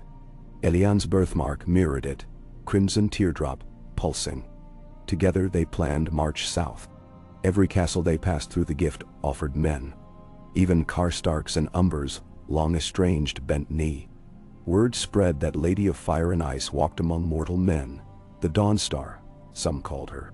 One night, inside Queen's Crown Village's old sept, Ned found Jon hunched by dying embers. "You fear what you are," Ned said. Jon's eyes flicked up, tired. "I was bastard of Winterfell. Now they say I'm promised prince. Blood of dragons and Starks both." Ned placed hand on shoulder. "Titles weigh nothing if your heart remains true. Remember who raised you." Jon nodded, eyes wet. "Father." It was the first time he'd said it fully. When they reached Last Hearth, ravens met them. The others assaulted Carhold and Bear Island simultaneously, driven by unnatural storms. Ned's chest tightened. These were holdfasts of his youth. He dispatched part of column led by Arya and Tormund to relieve Bear Island, while he pressed toward White Knife Crossing. Wolves howled each night. At White Knife, they encountered Stannis' column, Baratheon banners snapping black and gold, guided by Davos. The armies joined under uneasy truce. Stannis met Lyanne beneath an ancient sentinel tree. She placed her hand upon his gauntlet. Frost melted. Stannis felt warmth for first time since Dragonstow's halls. "We march," he said simply. Meanwhile, across the neck, Queen Daenerys' fleet anchored at Saltpans. Dragons shrieked, turning smallfolk night to day with flame glow. She parleyed with Lady Brienne dispatched by Robb's council at River Run. Through half a night they spoke. In the end, Daenerys agreed. No throne until the Night's King lay dead. Alliance sealed. They rode. 2 moons later, converging forces, Northmen, Baratheons, freemen of Essos, led by Grey Worm, Riverlords under Brynden Tully, and Tyrell levies commanded by Garland, gathered outside Storm's End. Lightning-webbed sky. The castle loomed black against crazed surf. In caverns beneath, the heart of winter's echo pulsed, twisting tides into whirlpools. Inside, Keep, Queen Cersei barricaded with remnants of Lannister host. Joffrey long dead from poison. Tommen king, but puppet. She refused parley. Dragonfire roared. Stone melted. Gates fell. Brienne led charge to secure corridors while Daenerys atop Drogon burned battering rams clear. In the cavern called Storm's Mouth, beneath layers of basalt, runes flickered in same pattern as Giscar's floor. Ned, Jon, Lyanne, Sam, Stannis, Daenerys, Arya descended. Water dripped, sizzling on hot vents. Waves pounded overhead like giant heart. Glyphs in walls glowed red when Lyanne approached. Sam read aloud faded verse. Here beneath the storm-crowned sky, let concord bind or kingdoms die. Ice and fire in equal share. Bleed bridge of breath, awaken air. Jon unsheathed, Longclaw. Flames danced along edge now, not of fire but of silver aurora light. Daenerys stepped forward, holding dragonglass spear wrought on dragonstone. Ned took ice, cousin steel. Stannis laid Lightbringer, sword forged of trickery in Melisandre's flame yet still hungry. Lyanne raised both palms. Birthmark flared votive red. She spoke in neither common nor Valyrian, but in chords of the world's making, soundless words of wind, salt, bone. The rune slab and floor cracked. Steam gouted. Up from fissure surged the Night's King wreathed in storm. Spear reformed. Here, at realm's throat, he would extinguish dawn. Battle unchained. Stannis hacked with Lightbringer. Frost hissed. Arya's catspaw dagger, Valyrian steel, flashed, cutting through white lieutenants. Ned parried spear butt that whistled with cold so absolute it smoked. Jon leapt high. Longclaw met spear point again. Sparks of silver and shadow cascaded. The Night's King shifted, driving Jon back. Frostweb crept up Jon's blade, but rune on his chest burned brighter, melting it. Daenerys circled riding Drogon through cavern mouth wide as cathedral vault. Dragonfire scoured whites, but Night's King shrugged flames, stepping through like man through mist. Lyanne knelt, palms flat against cooled basalt. A hum-filled chamber, deep, resonant. Runes spiraled outward from her, crawling across walls like quicksilver vines. Water dripping from ceiling crystallized mid-air into orbs of blue fire. They orbited, weaving helix. Lyanne rose, eyes glowing twin stars. She sang single sustained note. Orbs shot toward Night's King, bursting into sizzling halos that slashed his frost armor. Blue shards flew. The Night's King staggered.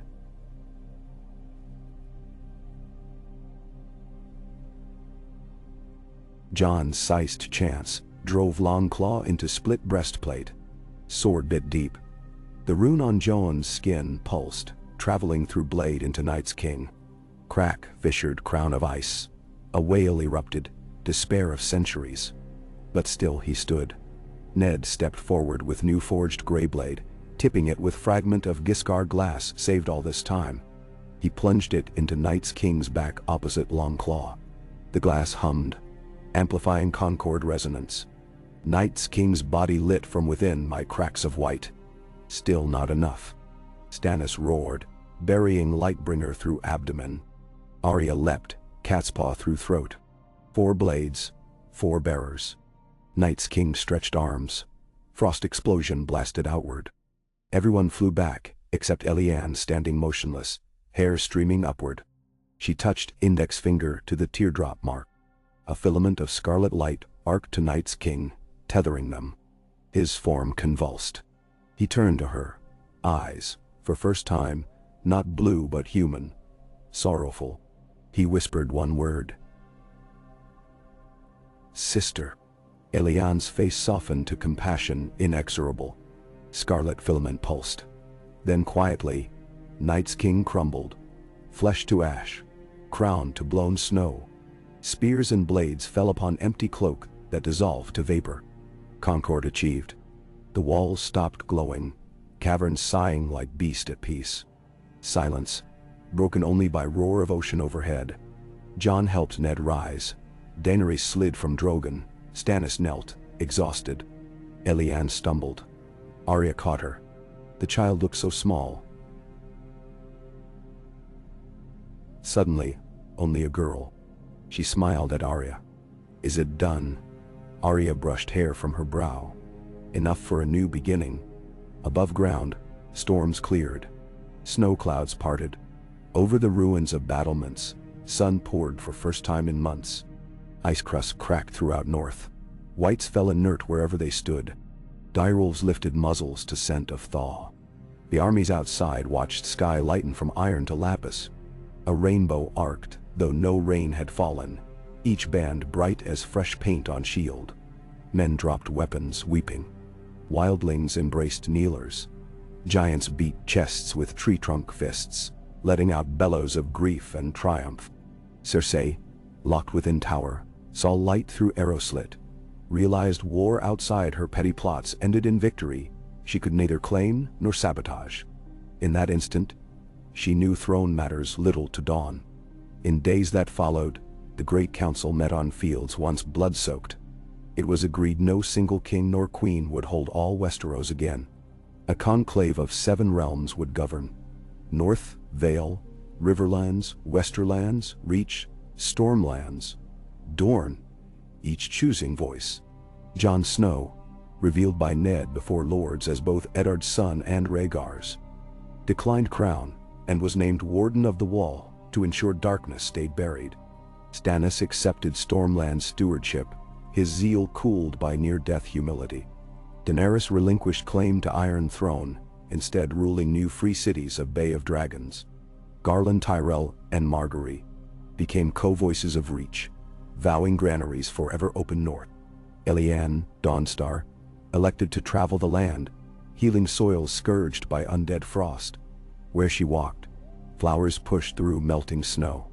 Rumor claimed she soothed burned hills of Blackwater, kissed weirwood leaves until they glowed brighter, ensured dragons nested without devouring flocks. She refused titles, carrying only feather crafted anew, half white down, half Valyrian steel vein. Years turned. Spring unfurled true, not false. Children born under comet grew tall, never knowing the heavy silence of endless night.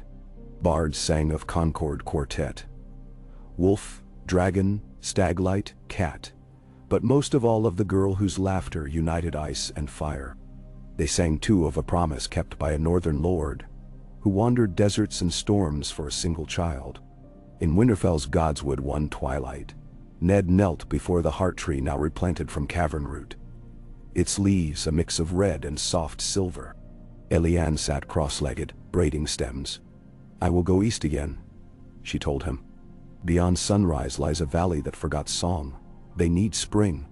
Ned's beard, far whiter now, twitched with worry, but pride lit his eyes.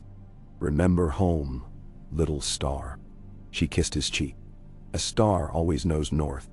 Arya arrived wearing new mask of smiling wolf. "I go too," she said.